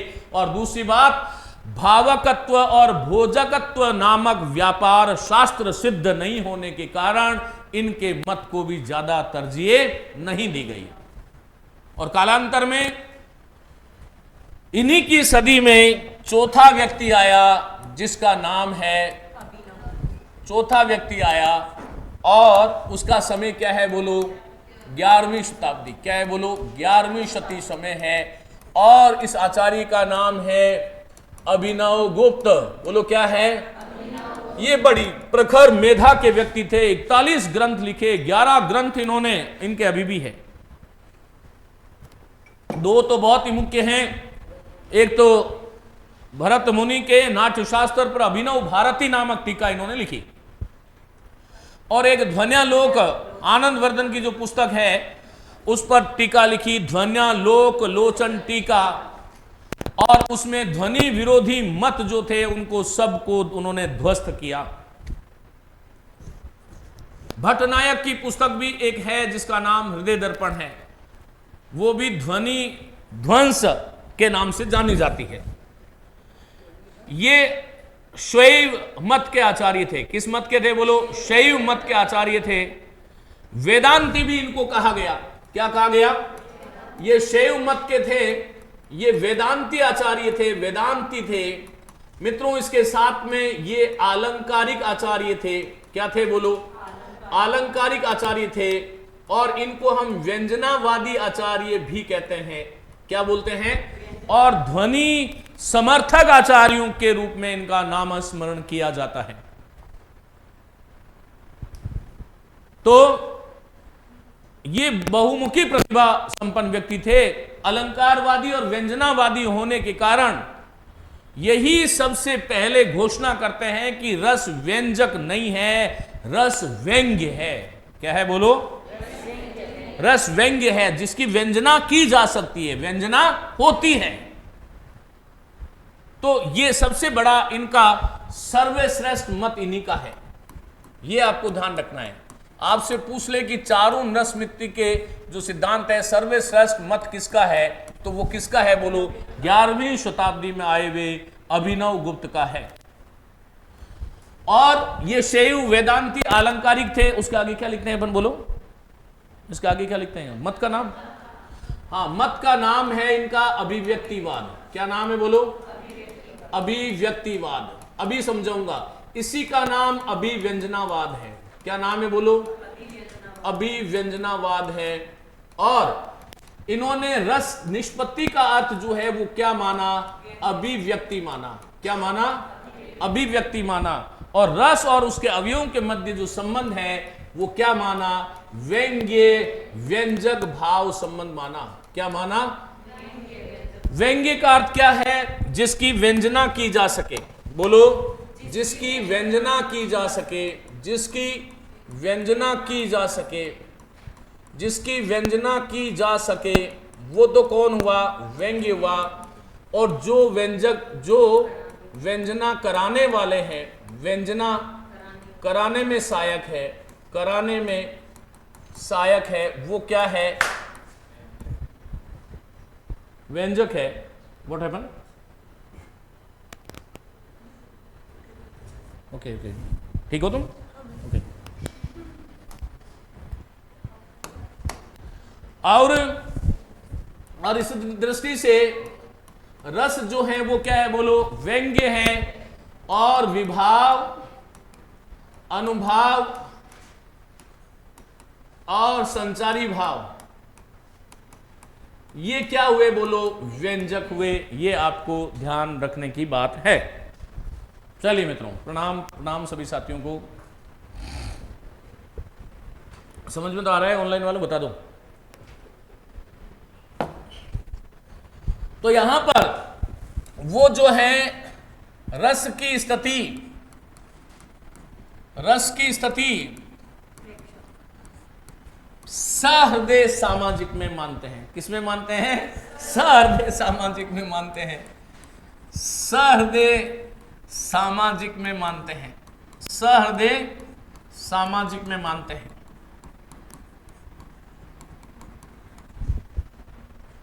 मित्रों, इन्होंने कहा कि जिस प्रकार वर्षा ऋतु की प्रथम बरसात होती है, पहली बारिश होती है, पहली बरसात, और वो पहली बरसात जो है वो कहां गिरती है? मिट्टी पर गिरती है। और मिट्टी की जो सौंधी सुगंध है, क्या है? सौंधी जो खुशबू है, वो खुशबू जैसे अभिव्यक्त होती है, जैसे वह खुशबू अभिव्यक्त होती है, वैसे ही सहृदय के हृदय रूपी वह बरसात जो है उसमें ये संस्कार रूपी जो रस है वो रहता है। और उसमें जब विभाव, अनुभाव इत्यादि मिलते हैं तो वो सौंधी खुशबू की भांति सहृदय सामाजिक को ही उसका आनंद आता है। ये हमें ध्यान रखना है। इन्होंने ये भी कहा कि जिस प्रकार एक मिट्टी का घड़ा होता है, किसका घड़ा? मिट्टी का घड़ा। कल्पना कीजिएगा और अपनी इंद्रियों को जागृत कीजिएगा। मिट्टी का घड़ा जब पहली बार लाते हैं, उसमें पानी डालते हैं, कभी सूंघा है उसको? है ना, बहुत अलग तरह का उसके अंदर वो होता है। बस ये वासना रूप में, हाँ तुमने नहीं देखा होगा तुम, हाँ ये तो स्टील में पीने वाले लोग हैं, नहीं? हाँ, हम तो मजदूर किसान हैं ना, इसलिए सब देखा है। मिट्टी की खुशबू अलग ही है ना? कई कविताएं बन गई इस पर। वो मिट्टी की जो सौंधी खुशबू है उसी भांति अब वो जो खुशबू आई थी वो कहीं और से नहीं आई थी, वो किसमें थी? और उसमें विभाव अनुभाव रूपी क्या हो गई? वर्षा ऋतु हो गई। तो वो क्या हो गई? हमारे सामने अभिव्यक्त हो गई। तो उन्होंने कहा कि भाई साहब, नहीं तो रस की उत्पत्ति होती है, नहीं अनुमिति होती है, ना ही भुक्ति होती है, रस की तो केवल अभिव्यक्ति होती है। तो मित्रों, ये चार आपके सामने मत थे। और परीक्षा की दृष्टि से मैं समझता हूं कि इस प्रकरण को यदि मैं समाप्त भी करूं तो कोई वो नहीं है। सहृदय बने हुए हम तो बहुत बढ़िया। हाँ सर, पानी भी बहुत अच्छा लगता है। हाँ बिल्कुल, बहुत अच्छा लगता है, ये बात सही है। मैं तो दौड़ करके उसको 2-3 दिन तक धोने नहीं देता, मैंने कहा इसी को पीना। तो ये उसके अंदर होता है वो। लेकिन ऐसे ही वासना में, तो वासना रूप में ही तो हृदय में हमारे रस कैसे होता है? अरे वासना रूप में होता है। जब सामने वाला कोई क्रोध कराएगा, कोई श्रृंगार की बात होगी, गुस्से की, जो भी होगा, वो संबंधित कारण को पाकर के वो खुशबू जैसे आगे आती है, वैसे ही जो है वो। इसलिए ये पहली बात तो ये मत 2 प्रकार से समादृत हुआ। पहली बात तो उन्होंने जो उदाहरण दिया वो सहज था, स्वाभाविक था, वो किसी दर्शन विशेष के होते हुए भी ज्ञानात्मक दृष्टि से उन्होंने उस बात को समझाया। और दूसरी बात, इस मत की प्रशंसा के पीछे एक कारण ये भी रहा साथियों, क्योंकि इन्होंने रस की मूल स्थिति जो है वो किसमें मानी है? सहृदय में। और ये बात सही भी है। भट्टलोलट की सबसे बड़ी गलती ये थी कि उन्होंने रस की मूल स्थिति को अनुकारी में माना। आज नहीं तो राम हम देखते हैं, नहीं कृष्ण हम देखते हैं। वही है ना, हृदय पीर मोरे और घाव रघुवीरे। तो उनमें यदि आनंद है, फिर हम क्यों देख रहे हैं उसको? और केवल यदि करने वाला अनुकर्ता जो है वही उसी में रस है, तो फिर मूल पात्रों को गौण कर दिया। लेकिन इन्होंने अनुकार्य और अनुकर्ता की प्रतिष्ठा रखते हुए रस की जो मूल स्थिति है वो किसमें स्वीकार की है? सहृदय सामाजिक के हृदय में वासना रूप में उसको कहा है। मैं समझता हूं कि ये चीजें आपको बहुत अच्छे से समझ में आई। आप चाहें तो एक बार उसको हम जो है ये फास्ट रिवीजन कर लेते हैं। यहां से मैंने शुरुआत किया था मित्रों। ये रस के मूल है स्थायी भाव, और कारण है विभाव, कार्य है ये, सहकारी है संचारी। भरत मुनि के नाट्य शास्त्र के 6ठे अध्याय में एक सूत्र आया था जिसने हंगामा कर दिया। वो क्या था? विभाव, अनुभाव, व्यभिचारी। हाँ, तो इसमें 2 पद तो जो थे वो मीमांसा के योग्य बने, एक तो निष्पत्ति और एक संयोग। अब यहां पर जो है इनको लेकर के 11 आचार्य आए, लेकिन 4 आचार्य मुख्य थे। पहला कौन था? 9वीं शताब्दी में आया भट्टलोलट। मीमांसक थे ये, मीमांसा दर्शन है, उस दर्शन के अनुयायी थे। ये दर्शन कई बार पूछा जाता है, आपसे पूछा जाता है कि भट्टलोलट का दर्शन कौन सा था? तो मीमांसा। आपसे पूछा जाता है कि भट्टलोलट के मत का नाम क्या है? तो उत्पत्तिवाद और आरोपवाद। आपसे पूछा जाता है कि निष्पत्ति का अर्थ क्या लिया उन्होंने? उत्पत्ति। संयोग का अर्थ बता दिया होगा, संबंध होता है। फिर इनका रस और उनके अवयवों के मध्य अलग अलग संबंध माने। विभाव के साथ उत्पाद्य उत्पादक माना है, अनुभाव के साथ गम्य गमक माना है, और संचारी भाव के साथ पोष्य पोषक माना है। रस की मूल स्थिति उन्होंने अनुकारी में मानी है, और अनुकरण करके जब अनुकर्ता उसका मंचन करता है तो प्रेक्षक दर्शक देख करके उसमें जो है अनुकार्य वाला जो राम और सीता जो है उसकी स्थिति को अपने हृदय में लाता है, और फिर वो जो है आनंदित होता है। इसलिए ये मत जो है वो बहुत ज्यादा चला नहीं। अनुकारी का अर्थ बताया था, मूल पात्र, अनुकर्ता, नट नटी, प्रेक्षक दर्शक, सामाजिक सहृदय हम सब लोग हैं। भट्टलोलट जो है रस की स्थिति अनुकारी में मानते हैं, शंकुक अनुकर्ता में मानते हैं, भट्टनायक और अभिनव गुप्त जो है दर्शक प्रेक्षक में मानते हैं। लेकिन इनमें भट्टनायक का मत क्यों ग्राह्य नहीं हुआ? क्योंकि भावकत्व और भोजकत्व नामक जो 2 व्यापार है, अभिधा तो सिद्ध है, लेकिन अभिधा के अलावा उन्होंने जो 2 व्यापार माने, कौन से? भावकत्व और भोजकत्व। ये शास्त्र सिद्ध विचारधारा नहीं थी, इसलिए ये बहुत आगे नहीं चल पाए। फिर उसके बाद में जो है 9वीं शताब्दी में कौन आए? आचार्य शंकुक आए। उनका दर्शन कौन सा था? न्यायिक था। और उनके मत का नाम क्या था? बोलो, अनुमितिवाद था। क्योंकि अनुमितिवाद का मतलब क्या है? न्याय दर्शन में 4 प्रकार के प्रमाण हैं। कितने प्रकार के? 4 प्रकार के। कौन कौन से प्रमाण है? वो 4 प्रकार के प्रमाण हैं। ये 4 प्रकार की प्रतीतियां हैं। 4 प्रकार के प्रमाण हैं। एक तो प्रत्यक्ष, एक अनुमान, एक उपमान और एक शब्द। 4 प्रमाण है वहां पर, अर्थात किसी भी वस्तु के यथार्थ बोध तक। अब हो गया है, अब थोड़ा आगे चलूं? हाँ, 4 बार बता देंगे अपने क्या है ना, इधर है ये। तो ये जो है वो 4 प्रकार के प्रमाण है। प्रमाण का मतलब क्या हुआ? प्रमा का जो साधन है, ज्ञान के जो साधन है वो 4 है। न्याय दर्शन में ज्ञान के 4 प्रकार के साधन है। पहला है प्रमाण। तो प्रमाण किससे होता है? इंद्रियों का जब वस्तु से संबंध होता है तब होता है प्रत्यक्ष प्रमाण। अनुमान क्या होता है? धूम को देख करके अग्नि का ज्ञान। उपमान क्या होता है? उपमान क्या होता है? संज्ञा को देख करके संजी का ज्ञान। गाय को देखा और नील गाय, रोज डे का ज्ञान हुआ कि गाय कैसी होती है कि नील गाय जैसी, ये उपमान है। और चौथा प्रमाण है शब्द प्रमाण, और शब्द प्रमाण का मतलब है गुरु द्वारा कहा गया वाक्य भी प्रमाण है, वेद का वाक्य भी प्रमाण है। इसलिए हमारे ज्ञान के 4 साधन है, बोलो कौन से? प्रत्यक्ष, अनुमान, उपमान और शब्द। शंकु क्योंकि न्यायिक थे, महर्षि गौतम के जो दर्शन है उसका, और इसलिए उन्होंने इसको अनुमिति से सिद्ध किया। अनुमिति क्या है? कि जहां जहां धुआं होता है वहां वहां अग्नि होती है। ये किससे लगते हैं? हम अनुमान लगाते हैं। उसी प्रकार रस की अनुमिति होती है। तो कैसे होती है? चित्र तुरग न्याय से होती है। जिस प्रकार शंकु का दर्शन न्याय होगा, नए एक बुक में न्याय दे रखा है। अरे बच्चे कितना भूला है, न्याय तो दर्शन हुआ, और न्याय दर्शन का अनुयायी जो हुआ उसमें एक प्रत्यय जुड़ा, तब न्यायिक बना रहे हैं। यूं मत करो, दिल मत तोड़ो, हम तो आगे की बातें कर रहे हैं। ये बात समझ में आई? तो फिर उन्होंने कहा कि प्रतीतियां कितने प्रकार की होती है? कि 4 प्रकार की। एक बात और ढूंढ लेना कान खोल करके, इनमें से रस कोई भी प्रतीति नहीं है। रस नहीं तो सम्यक प्रतीति है, क्योंकि घोड़े को देख करके हम कह रहे हैं, घोड़ा चित्र में बने हुए घोड़े को देख के कह रहे हैं कि ये घोड़ा है, तो घोड़े पे फिर बैठ के सवारी करो। लेकिन चित्र वाले घोड़े पे क्या सवारी होती है क्या? तो फिर दूसरी है मिथ्या, हम कहते हैं कि घोड़ा नहीं है, तो वो भी गलत हो गया। कैसे? घोड़ा नहीं तो दिख क्या रहा है? गधा क्यों नहीं कह रहा तुम उसको? शेर क्यों नहीं कह रहा? चित्र को देख करके तुम घोड़ा कह रहे हो ना, अघोड़ा कैसे कह सकते हो उसको कि घोड़े से भिन्न कोई अघोड़ा है? ये फिर कौन सी प्रतीति हुई? संशयात्मक प्रतीति। घोड़ा है कि गधा? तो ये संशयात्मक प्रतीति, रस है ये भी नहीं है। और सादृश्यात्मक प्रतीति कि घोड़े जैसा है, घोड़े तो घोड़े जैसा है, तो गुणों का गुण उसमें आने चाहिए। घोड़े में तो सब कुछ होता है, उसमें चित्र में तो कुछ नहीं होता।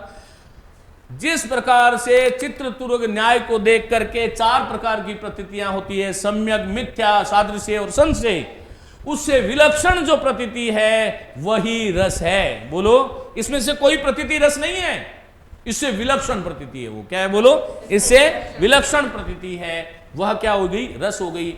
शंकुक रस की मूल स्थिति किसमें मानते हैं? अनुकर्ता अर्थात नट नटी में मानते हैं।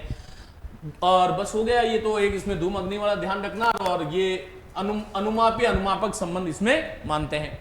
फिर 11वीं शताब्दी में कौन आए? बोलो, भट्ट नायक। भट्ट नायक जो हैं वो सांख्य मतावलंबी थे साथियों। सांख्य महर्षि कपिल कोलायत में आश्रम जिनका है राजस्थान में। भोगवाद इनके मत का नाम है। क्या नाम है? भोगवाद। और इन्होंने निष्पत्ति का अर्थ क्या बोला? भुक्ति। उन्होंने कहा कि नहीं तो रस की उत्पत्ति होती है, नहीं अनुमति होती है, क्या होती है? भुक्ति होती है। और भोज्य भोजक भाव संबंध माना। भोज्य कौन है? रस। और भोजक कौन है? विभाव, अनुभाव और संचारी भाव है। रस प्रक्रिया को समझाने के लिए 3 बिंदु इन्होंने हमारे सामने रखे। अभिधा या लक्षणा, जिससे काव्यार्थ का ग्रहण होता है। फिर भावकत्व, जिससे साधारणीकरण होता है, मेरा अपना पराया भेद मिट जाता है। और भोजकत्व, जिससे पाठक, दर्शक, सहृदय रस का आस्वादन करता है। और इन्होंने रस की मूल स्थिति किसमें मानी थी? प्रेक्षक में मानी थी। उन्होंने यही शब्द यूज किया वहां पर। प्रेक्षक का मतलब हम दर्शक भी ले सकते हैं, सामाजिक भी ले सकते हैं, सहृदय भी ले सकते हैं, लेकिन वस्तुतः इन्होंने जो शब्द लिया वो क्या लिया? प्रेक्षक लिया है। ये आपको ध्यान रखना है। फिर उसके बाद में इनके मत को क्यों ज्यादा तरजीह नहीं मिली? हालांकि इन्होंने भारतीय काव्य शास्त्र में एक साधारणीकरण जैसी महान संकल्पना हमें बताई। इस दृष्टि से तो इनका योगदान अद्वितीय, अक्षुण्ण रहेगा। लेकिन इन्होंने भावकत्व और भोजकत्व नामक ये 2 नवीन व्यापार जो रस की दृष्टि से माने, वो शास्त्र सिद्ध नहीं है। फिर दूसरी बात, भावकत्व और भोजकत्व और अभिधा, इनमें परस्पर क्या संबंध है, इसको बताने में भी वो नाकाम रहे। इसलिए इनके मत को बहुत ज्यादा महत्ता नहीं मिल पाई। कालांतर में 11वीं शताब्दी में अभिनव गुप्त आते हैं, जो कि शैव मतावलंबी थे। वेदांत दर्शन जो सदानंद योगींद्र का है, किसका है? वेदों का अंतिम भाग। वेद के 4 भाग है, संहिता, ब्राह्मण, आरण्यक, उपनिषद, और वेदांत वेदों का अंतिम भाग है, जिसके सदानंद योगींद्र और शंकराचार्य प्रवृत्ति लोग हैं। तो वो शैव और वेदांती थे। साथ ही वो अलंकारिक आचार्य थे, ध्वनिवादी आचार्य भी थे और व्यंजनावादी आचार्य भी थे। 41 ग्रंथ लिखे, 11 ग्रंथ इनके प्रमुख है जो उपलब्ध हैं। उनमें से 2 ग्रंथ तो आज बहुत महत्वपूर्ण है, बहुत बार पूछे जाते हैं, अभिनव भारती और ध्वन्यालोक लोचन टीका है। नहीं, वो हृदय दर्पण था भट्ट नायक का, जो ध्वनि ध्वंस के नाम से भी जाना जाता था। इनका मत जो है वो क्या है? बोलो, अभिव्यक्तिवाद और अभिव्यंजनावाद। और इन्होंने निष्पत्ति का अर्थ क्या माना? अभिव्यक्ति माना है। और रस और उसके मध्य कैसा संबंध माना है? तो ये ध्यान रखना है, व्यंग्य व्यंजक संबंध। कैसा माना है? पहली बार इन्होंने, ये प्रश्न आता है कि रस क्या है, व्यंग्य है, व्यंजक है, इनमें से दोनों है, दोनों ही नहीं है, तो क्या है बोलो, व्यंग्य है। क्या है बोलो, रस व्यंग्य होता है, हमेशा कभी व्यंजक नहीं होता। व्यंजक कौन है, तो विभाव, अनुभाव और संचारी भाव है। रस की स्थिति इन्होंने कहाँ मानी, सहृदय सामाजिक मानी। वर्षा ऋतु की पहली बरसात जिस प्रकार उस मिट्टी पर पड़ती है और मिट्टी पर पड़ने के अनंतर उस मिट्टी की जो सौंधी सुगंध जो हमारे नासिका तक पहुंचती है, वैसे ही हमारे हृदय में वासना रूप में जो स्थायी भाव संस्कार रूप में मौजूद रहते हैं, उस पर जब वो बरसात होती है अर्थात विभाव अनुभाव की, तो वो जो स्थायी भाव रूपी जो मिट्टी है उससे जो सौंधी सुगंध आती है, वही सहृदय सामाजिक को जो है वो आह्लादित और आनंदित करती है। मैं समझता हूं कि ये सिद्धांत समझ में आया क्या, पक्की बात कर सकते हो। ये थोड़ा सा कठिन सिद्धांत था, अब हो गया इसलिए कह रहा हूं, लेकिन मैंने इसको मैंने विचार किया कि मैं आपके सामने कैसे इसको रखूं ताकि आप लोग इसको जो है केस कर पाओ। अब आगे की जो चीजें होगी ना वो केवल इसका विस्तार होगा। रस निष्पत्ति क्या है, देखो, रस की उत्पत्ति, रस की प्राप्ति और रस की अनुभूति का अर्थ क्या है, रस की निष्पत्ति। अर्थात रस की उत्पत्ति क्या है, रस की प्राप्ति और रस की अनुभूति। निष्पत्ति के अंतर्गत इस तथ्य का अनुसंधान किया जाता है कि रस की मूलतः स्थिति कहां होती है। ये बहुत महत्वपूर्ण बात है फिर कि भाई रस की मूलतः स्थिति कहां होती है। शांत रस को मम्मट दे रखा है बुक में, देखता हूं बेटा, हो सकता है बच्चे बहुत सारी पुस्तकें लिखता हूं तो थोड़ा हो जाता है। के अनुसार अनुकार के अनुसार हाँ, और संकुप के अनुसार अनुकर्ता में, गुड। हाँ, और भट्टनायक के अनुसार सहनिके में, और अभिनव गुप्त के अनुसार हाँ, वो प्रेक्षक संदेह की बात, एक बात एक ही, उन्होंने शब्द वही। Very good. रसानुभाव या रस बोध किसे होता है, अनुकारी अर्थात मूल पात्र को होता है, या नट नटी जिसको अनुकर्ता कहते हैं, या सहृदय सामाजिक को। ये प्रश्न हमारे सामने है। इसी तथ्य का प्रतिपादन करना काव्य शास्त्रियों का मुख्य विषय रहा है। उत्पत्ति निष्पत्ति तो अलग बात थी, लेकिन इनकी मूल गवेषणा क्या थी कि भाई रस होता किसमें। तो रस के विषय में विस्तृत विवेचना रस शास्त्र के प्रवर्तक और प्रतिष्ठक आचार्य, प्रतिष्ठित स्थापक आचार्य भरत मुनि ने अपने सुप्रसिद्ध ग्रंथ किसमें की है, कौन से अध्याय में, छठे अध्याय में। हाँ, और कोई बात यदि आप लोगों को समझ नहीं है तो आप भी पूछ लीजिएगा, इसको छोड़ दो। वो क्या है ये समझा चुका हूं। जिस प्रकार नाना प्रकार के व्यंजनों से संस्कृत अर्थात परिपुष्ट परिष्कृत अन्न को खाने वाला पुरुष रसों का आस्वादन कर आनंदित होता है, उसी प्रकार नाना प्रकार के भावों और अभिनय द्वारा व्यक्त किए गए वाचिक, आंगिक और सात्विक अभिनय से युक्त स्थायी भाव का सहृदय प्रेक्षक आस्वादन करके आनंदित होता है। ये 1000 बार बता चुका हूं, कोई मतलब इनका है नहीं। भोजन का स्वाद रस ना जिह्वा ग्रहण करती है, जबकि काव्यास्वाद सहृदय के मन को मिलता है। ये अंतर है। भोजन का रस किसको मिलता है, जिह्वा को। किसको मिलता है, और काव्यास्वाद का सहृदय के मन को। किसको मिलता है। और इसीलिए हमारा कवि कहता है कि मना एवं मनुष्याणाम कारणम बंधन मोक्षयो, कि मन ही मनुष्यों के बंधन और मोक्ष का कारण। ये मन है ना, ये खुश रह जाए ना तो ये पूरी दुनिया हमें इतनी सुहावनी लगती है। मन एक सेकंड के लिए थोड़ा इधर उधर हो जाए तो फिर देखो सारे वीरान ही लगते हैं। कोई हंस भी रहा है तो लगता है ये क्यों हंस रहा है भाई। ठीक है। तो जिस प्रकार अनेक व्यंजनों, ये कब होता है, जब मनुष्य अपने जीवन को समझता नहीं है। ये बात ध्यान रखो। जो समझ जाता है ना वो तो हमेशा आनंद में रहता है। जिस प्रकार अनेक व्यंजनों और औषधियों के संयोग से रस की उत्पत्ति होती है, वैसे अनेक भावों के उपगत होने से स्थायी भाव रसत्व को प्राप्त होता है। स्वस्थ चित्त व्यक्ति ही भोज्य पदार्थों का आस्वाद ले सकता है।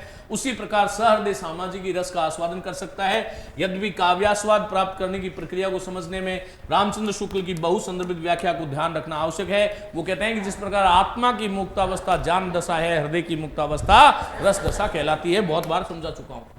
लोक में रति आदि स्थायी भावों के जो कारणकारी और सहकारी हैं, वे यदि नाटक में प्रयुक्त होंगे तो ये तो विभाव कहलाएगा, ये अनुभाव कहलाएगा, और ये व्यभिचारी कहलाएगा। और दूसरी शताब्दी में नाट्यशास्त्र ग्रंथ के रचयिता आचार्य भरत मुनि ने रस सिद्धांत, निष्पत्ति सिद्धांत के प्रवर्तक माने गए। ध्यातव्य है कि भरत मुनि ने रस को आस्वाद, स्वाद नहीं माना है, न मानकर आस्वाद करने योग्य माना है। क्या माना है, बात समझ में आई।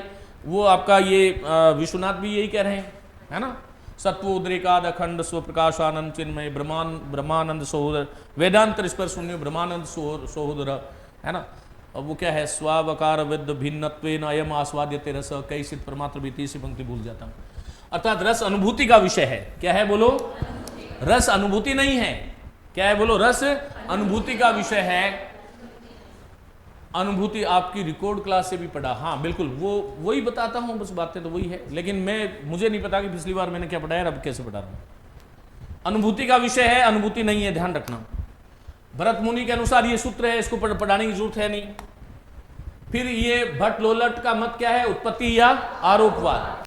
श्री शंकु का मत इसका भुक्ति और भोगवाद। और अभिनव गुप्त का ये टेबल आ गई जिसमें मैंने आपको सब बता दिया कि भाई ये इनका 9वीं शताब्दी है, ये भट्ट लोलट है, मीमांसा है, उत्पत्तिवाद है, उत्पत्ति मानते हैं, ये संबंध मानते हैं, बता दिया। तो इसको आप देख लीजिएगा। भट्ट लोलट का मत उत्पत्तिवाद, ये अभिव्यक्तिवाद है। भट्ट नायक के अनुसार संयोगात का अर्थ क्या है? भोज्य भोजक भाव संबंध। क्या है बोलो? किसके अनुसार? ये क्या हुआ इसमें? ये गलत कर दिया भैया, मेरे क्या है कि थोड़ा सा इधर उधर होते ही मेरे ये जो लोग हैं ये सही नहीं है। इनको कितना कह दो, कुछ भी कह दो, है ना। इनको एक स्लाइड दी थी मैंने जिसमें वो हो गया, मतलब पहला और दूसरा मैं आपको बता चुका हूं, इसको पढ़ लो। संयोगात का अर्थ है भोज्य भोजक भाव संबंध, और निष्पत्ति का अर्थ इन्होंने क्या माना है? भुक्ति। अभिनव गुप्त के अनुसार संयोगात का अर्थ तो है व्यंग्य व्यंजक भाव, और निष्पत्ति का अर्थ क्या माना था? अभिव्यक्ति। ये सब हो गई। खैर भैया किसने कौन सी बुक में क्या दे रखा है मुझे नहीं पता, मंजू गोस्वामी, मैं जो दे रहा है उसको पढ़ लो एक बार। रस की अवस्थिति, भट्ट लोलट ने रस की अवस्थिति किसमें मानी है? नायक में मानी है। नायक मतलब वही अनुकारी, और दर्शक चमत्कार होकर चमत्कृत होकर आनंद लेता है। ये बात समझ में आई हुई है ना भाई? आपने वो 6 पेज मेरे समझ लिए ना जो मैंने लिखा, तो सारा रस आपके निष्पत्ति वाला, कभी प्रश्न गलत नहीं करोगे। शंकु के अनुसार राम आदि के विभाव आदिकों का नट अपनी शिक्षा, किसके अनुसार? ये तो गया लोलट के अनुसार। शंकु के अनुसार राम आदि के विभाव आदिकों का नट अपनी शिक्षा और कार्य पटुता से इस प्रकार अभिनय करता है कि वे विभावादि नट के ही मालूम होते हैं। इस प्रकार अनुकरण के बल पर चित्र तुरक न्याय के अनुसार नट में रस का अनुमान किया जाता है, तथा अनुमान करता दर्शक को भी उससे आनंद मिलता है। इस प्रकार अनुकार्य नट में रस रहता है। कहां रहता है? बस, बाकी कुछ नहीं है। सामाजिक जो है वो रस का क्या करते हैं? अनुमान। क्या करते हैं? तो इन्होंने बिल्कुल रस को एक तरह से च्युत कर दिया, वो अपना जो पद जो था उससे, ये आपको ध्यान रखना है। भट्ट नायक ने रस की अवस्थिति प्रेक्षक में मानी है। किस में मानी है? प्रेक्षक में मानी है। किंतु रस की उत्पत्ति के लिए उन्होंने कितने व्यापार माने? अभिधा, भावकत्व और अभिनव गुप्त ने स्थायी भाव वासना के रूप में प्रेक्षक के किसमें माने हैं? ये बहुत महत्वपूर्ण है। वासना के रूप में प्रेक्षक से हृदय में माने हैं, ऐसा माना है। अभिनेता अभिनय के द्वारा विभाव आदि से स्थायी भाव की अभिव्यक्ति करा देता है। 10 रूपकार है धनंजय, और उसने रस की अवस्थिति जो है वो नट और प्रेक्षक दोनों में मानी है। ये आपको ध्यान रखना है। इन आचार्यों में से केवल अभिनव गुप्त का ग्रंथ है अभिनव भारती उपलब्ध है, ध्वन्यालोक लोचन भी बता चुका हूं। अन्य आचार्य भट्ट लोलट, श्री शंकु, भट्ट नौकर की रचनाएं, भट्ट नायक की रचनाएं अप्राप्य हैं। हालांकि इनकी पुस्तक हृदय दर्पण भी है।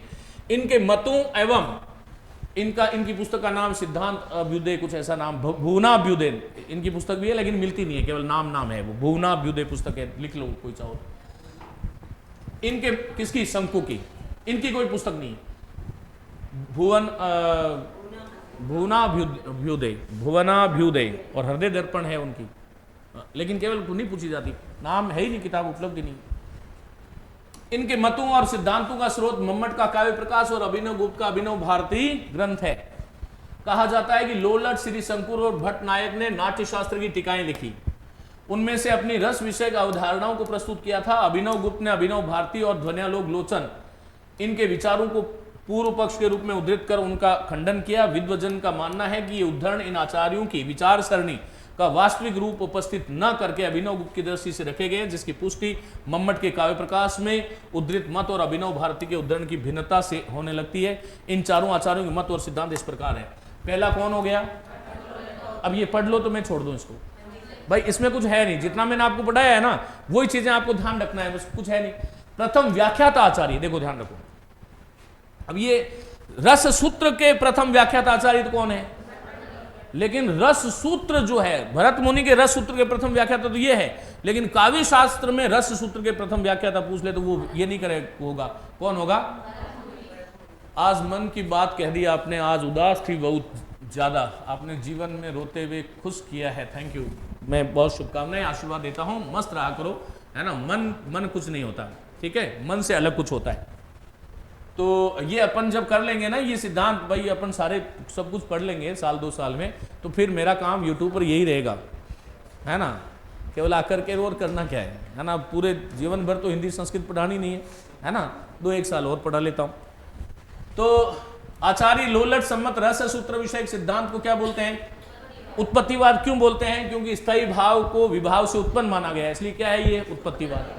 आरोपवाद, क्योंकि ये सिद्धांत नट और नटी पर अनुकार्य का आरोप करता है, सारी चीजें बता चुका हूं। और प्रतीतवाद भी मानते हैं, क्योंकि रस की वास्तविक स्थिति मूल पात्र प्रतीति होती है उसमें, अनुकार्य में, और नट के अभिनय कौशल के कारण उसमें भी रस की प्रतीति का आरोप कर लिया जाता है। इस आरोप से ही सहृदय सामाजिक चमत्कृत होकर आनंद प्राप्त करते हैं, इसलिए ये नाम दिया गया। रत्यादि स्थायी भावों के विभाव से कैसे संबंध है बोलो? ये उत्पाद्य उत्पादक जो है उसको क्या बोलते हैं अपन? और जन्य जनक भाव संबंध, बोलो क्या बोलते हैं? और भाव रूप। और अनुभाव से क्या बोलते हैं इसको? गम्य गमक भाव, जिसको बोध्य बोधक भी सब बता चुका हूं। और व्यभिचारी से क्या मानते हैं? पोषे पोषक भाव रूप। संसर्ग से संबंध रस की श्रृंगार आदि निष्पत्ति उत्पत्ति, निष्पत्ति का अर्थ उत्पत्ति भी लिया इन्होंने, अभिव्यक्ति भी लिया और पुष्टि भी लिया। अभिव्यक्ति वो सिद्धांत नहीं है, अभिव्यक्तिवाद नहीं है ये। अभिव्यक्ति अर्थात रस अभिव्यक्त होता है उससे, किससे? विभाव आदि से। किससे होता है? उसी से उत्पत्ति होती है, और जिसकी उत्पत्ति होगी वो अभिव्यक्त भी तो होगा, और उसकी पुष्टि संचारी भाव इत्यादि से। और ललना आदि अर्थात स्त्रियां आदि क्या है? आलंबन विभावों से रत्या आदि स्थायी भाव उत्पन्न होते हैं। किससे होते हैं? ललना आदि। अरे भाई ललना आदि कौन? स्त्रियां। उससे आलंबन विभाव, आलंबन विभाव क्या हुआ? नायक नायिका के लिए परस्पर वो आलंबन विभाव से रति आदि स्थायी भाव क्या होते हैं? उत्पन्न हो जाते हैं, अंकुरित होते हैं। और उद्यान आदि उद्दीपन विभाव, जिसको हम परकीय उद्दीपन कह रहे हैं, उससे उद्दीप्त होते हैं। और कटाक्ष भुजक क्षेपण आदि अनुभाव, ये कार्य है, से आस्वाद के योग्य किए जाते हैं। और उत्कंठा आदि जो 33 व्यभिचारी भाव है, उससे क्या होते हैं? परिपुष्ट साक्षात संबंध से अनुकार्य राम आदि के अंदर नाट्य के द्वारा अभिनय नायक में विद्यमान भी राम की तरह तुल्य रूप होने के कारण नर्तक में आरोपित किया जाता हुआ रस सामाजिकों के चित्त को चमत्कृत करता है। लैंग्वेज का केवल फर्क है, बाकी कुछ भी इसमें नहीं है। बात वही है कि भाई वो मूलतः उसमें रहता है और फिर वहां से वहां पर चला जाता है।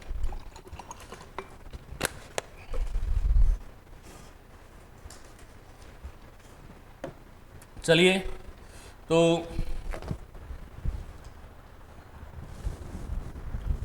और ये देखो, ये पढ़िए एक बार आप।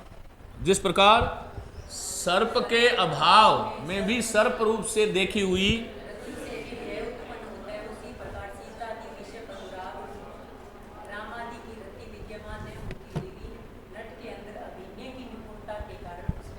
मैं पढ़ लेता हूं। जिस प्रकार सर्प के अभाव में, सर्प वास्तव में वहां पे नहीं है, लेकिन सर्प रूप से देखी गई, अर्थात सर्प के रूप में, भय रूप में देखी हुई क्या है?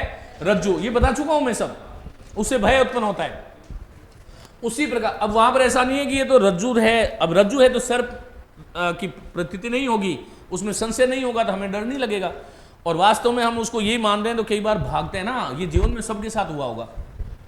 उसी प्रकार सीता आदि विषयक अनुराग, सीता आदि के विषय में क्या होना चाहिए? अनुराग। मैंने एक बात आपको कही ना कि हमारी जो कल्चरल एक्टिविटीज है, सांस्कृतिक प्रतिमान है, वो हमारे हृदय में पहले से विद्यमान है, तभी हमें रस की उत्पत्ति होती है, निष्पत्ति होती है, आनंद आता है, नहीं तो आ ही नहीं सकता।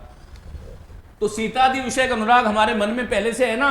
राम आदि की रति विद्यमान न होती हुई नट के अंदर अभिनय की निपुणता के कारण उसमें, अर्थात नट में वास्तविक रूप से विद्यमान सी प्रतीत होती है, और सहृदयों के हृदय में चमत्कार को उत्पन्न करती हुई रस की पदवी को प्राप्त करती है। रस वस्तुतः किसके अंदर है? इनके अनुसार राम के अंदर। अब अनुकारी आ जाए तो उसमें राम कृष्ण सीता कोई भी आए, ऐसे मत कहना कि उन्होंने तो उसमें लिखा था साहब रस की मूल स्थिति कृष्ण में है, आपने तो ये बताया ही नहीं था।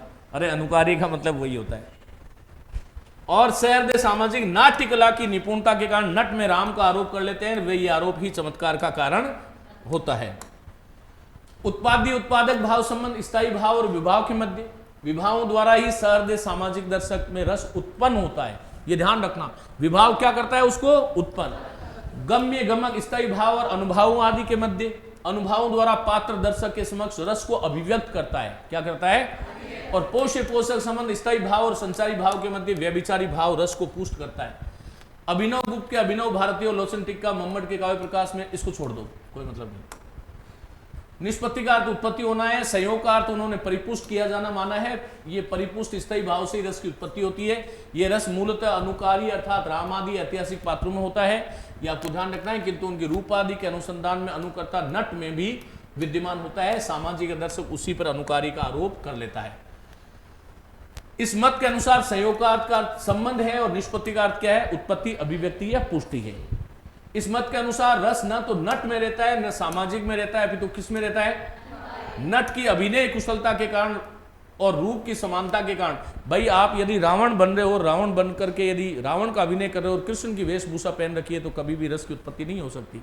ये आपको ध्यान रखना। बस वही चीजें, विभाव के द्वारा रस उत्पन्न किया जाता है। रस और विभाव में उत्पाद्य उत्पादक भाव संबंध है, बार बार वही चीजें हैं, बस और कुछ नहीं है।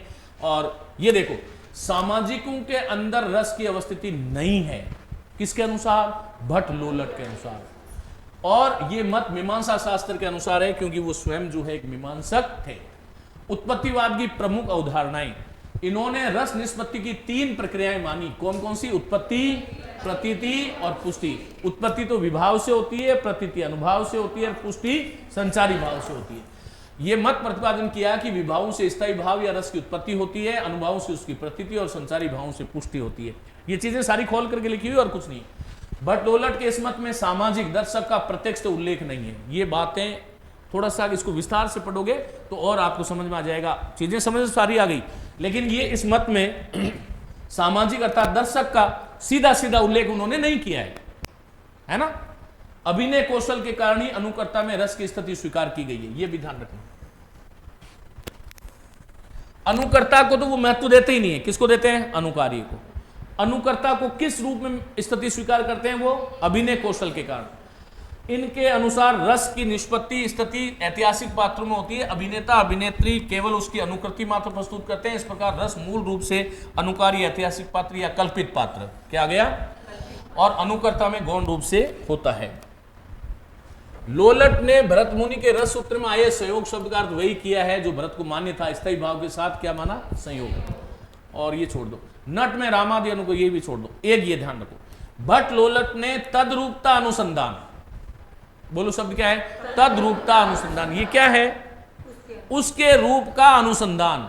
दर्शक किसके रूप का अनुसंधान, अनुकारी के रूप का अनुसंधान अनुकर्ता में करता है। शब्द का प्रयोग किया जिसका अर्थ है कि अभिनेताओं में मूल पात्रों के अनुरूप गतिविधियां देखकर भाव उत्पन्न होते हैं। फिर उसके बाद में भट्ट लोलट भी सैर देख की दृष्टि से रस को आस्वाद न मानकर आस्वादी मानते हैं। किसका कथन है, डॉक्टर नगेंद्र का। कृष्णदेव झारी जो छायावाद वाले थे ना, वो ने भट्ट लोलट के मत की समीक्षा करते हुए लिखा है कि लोलट के मत की दुर्बलता और एकांगिता यही रही है कि उन्होंने केवल रस की वस्तुगत स्थिति पर विचार किया है। किस पर किया है, वस्तुगत, मतलब अनुकार्य में ही रस की सत्ता को मानते हैं। हाँ बिल्कुल बेटा, याद तो रखने पड़ेगा। अरे याद क्या, वो जो मैंने जो आरंभ में कहा है ना, उसको 3 बार सुनना। हाँ बिल्कुल याद रखना पड़ेगा, 100% याद रखना पड़ेगा। अभी ये भी बताएंगे कि वो जो साधारणीकरण में तो बहुत सारी चीजें आएंगी। तो ये कृष्णदेव झारी कहते हैं कि भट्ट लोलट के मत की समीक्षा करते हुए वो लिखते हैं कि लोलट के मत की दुर्बलता और एकांगिकता यही है कि उन्होंने केवल रस की वस्तुगत स्थिति पर विचार किया है, उसमें भी अनुकृति के महत्व को नहीं समझा। किसके महत्व को, क्योंकि अनुकर्ता को तो उन्होंने महत्व दिया ही नहीं। उन्होंने सहृदय की दृष्टि से रसानुभूति पर विचार नहीं किया। ये उसके दुर्बलता है, उसके मत की मतलब आलोचना है। उनका मत रस के विधान या रस की निर्मिति से संबंध रखता है। देखो, इनको याद रखने या उस दृष्टि से मत देखो, ठीक है। पहली चीज, आप बच्चे नहीं हो, थोड़े बड़े हो। जब हम किसी आलोचनात्मक दृष्टि से उस पर विचार करते हैं तो जो ये 4 किताबें पढ़ लो इनकी और ये 4 लाइनें पढ़ो, बराबर है। इनके रस की सीमाएं क्या थी, बोलो। केवल रस की वस्तुगत स्थिति में विचार किया, ये इसका दोष है। दूसरा, अनुकृति को महत्व नहीं दिया, दूसरी आलोचना। तीसरी, सहृदय की दृष्टि से रसानुरूप विचार नहीं किया, तीसरी आलोचना। और चौथी, उनके मत रस के विधान या रस की निर्मिति से संबंध रखता है। बात समझ में आ गई। ये 4 उसकी मत की सीमा है बेटा, आलोचना है ना। तो ये तो बहुत जरूरी है, वैसे ही खुश होकर पढ़ना चाहिए, है ना, ठीक है, खुश हो जाए। भट्ट लोलट की नवीन स्थापनाएं क्या है, भरत मुनि के रस सूत्र में विभाव, अनुभाव और संचारी भाव के संयोग से रस की निष्पत्ति मानी है। इसमें स्थायी भाव का उल्लेख नहीं है। जबकि रस निष्पत्ति का मूल आधार ही स्थायी भाव है। ये मैं आपको 1000 बार बता चुका हूं। इस त्रुटि या न्यूनता की ओर भट्ट लोलट ने विचार करते हुए कहा कि विभाव आदि तत्वों का किससे संयोग होता है, ये मैं आपको बता चुका हूं। भरत मुनि ने विभाव, अनुभाव और व्यभिचारी का उल्लेख सामान्य रूप में किया था, पर उनके क्रम, महत्व और योगदान पर विचार नहीं किया था। भाई एक पहली बार जब रोड बनती है 10 फीट वाली, वो 10 फुट चौड़ी वाली, तो उसकी हम आलोचना करते हैं क्या? उसी पे तो हाईवे बनता है कभी, तो इसकी आलोचना कई सारी है। लेकिन पहला व्यक्ति था तो उसके सामने कोई रोड मैप था नहीं, उसने नवीन स्थापना ही करी, तो उसमें अच्छाइयां भी थी और उसमें बुराइयां भी थी। भरत मुनि ने विभाव, अनुभाव, व्यभिचारी का उल्लेख सामान्य रूप में किया था, पर उनके क्रम, महत्व और योगदान पर विचार नहीं किया, अर्थात विभाव आदि का रस के साथ कैसा संबंध है उन्होंने नहीं बताया। इस पर वे मौन थे। लोलट ने रस निष्पत्ति के प्रत्येक अवयव के योगदान पर दृष्टि डाली। ये काम केवल लोलट ने किया, नहीं तो भट्ट नायक ने किया, नहीं शंकुक ने, नहीं उसने किया, अभिनव गुप्त ने। विभाव, ये तो अब वही चीज आ गई। इन्होंने रस की व्यक्तिपरक व्याख्या कर व्यक्ति की सत्ता को प्रतिष्ठित किया। पूछा गया प्रश्न है उसमें कॉलेज लेक्चर में, व्यक्तिपरक व्याख्या कर व्यक्ति की सत्ता को प्रतिष्ठित किया और अभिनेता में रसानुभूति का अनुसंधान कर नाट्य कला में नए अध्याय का आरंभ किया। अभिनेता में रसानुभूति का अनुसंधान कैसे किया?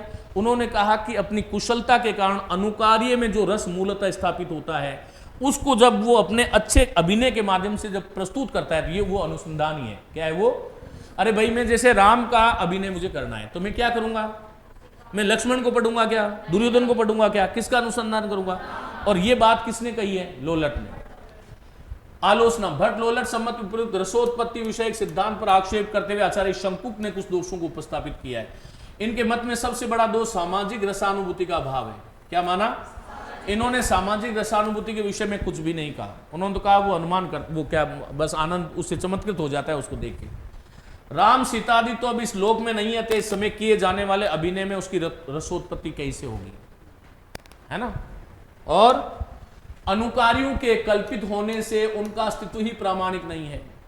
ये अनावश्यक बात है वैसे तो, मतलब वो ये कहना चाह रहे हैं कि राम और सीता किसने देखा है, ये प्रामाणिक ही नहीं है, तो फिर उनमें रसानुभूति कैसे होगी? स्थायी भाव का विभाववादी के साथ संयोग न होने से विभाववादी के लिंगत्व का अभाव में अनुमान नहीं होगा। ये इस तरह से है, इसको आप पढ़ लेना, बुला लीजिए उसको। और इसमें यदि कोई चीज़ समझ में नहीं आए तो फिर हम उसके बाद में बात करेंगे। मेरी बहुत शुभकामनाएं। कोई प्रश्न है तो आप लोग कर सकते हो। हाँ, आ गया।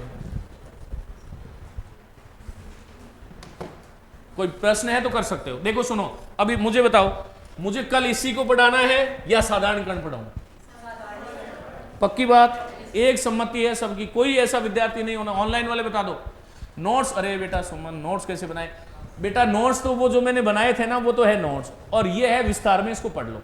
फिर भी इसमें कोई चीज समझ में नहीं आए तो मैं कल क्लास के अंत में साधारणीकरण जब समाप्त कर दूंगा, उस समय मैं आपको अच्छे से और बात कर लूंगा। क्लियर है बात? Okay, wish you all the best. नमस्ते, धन्यवाद। जाइए।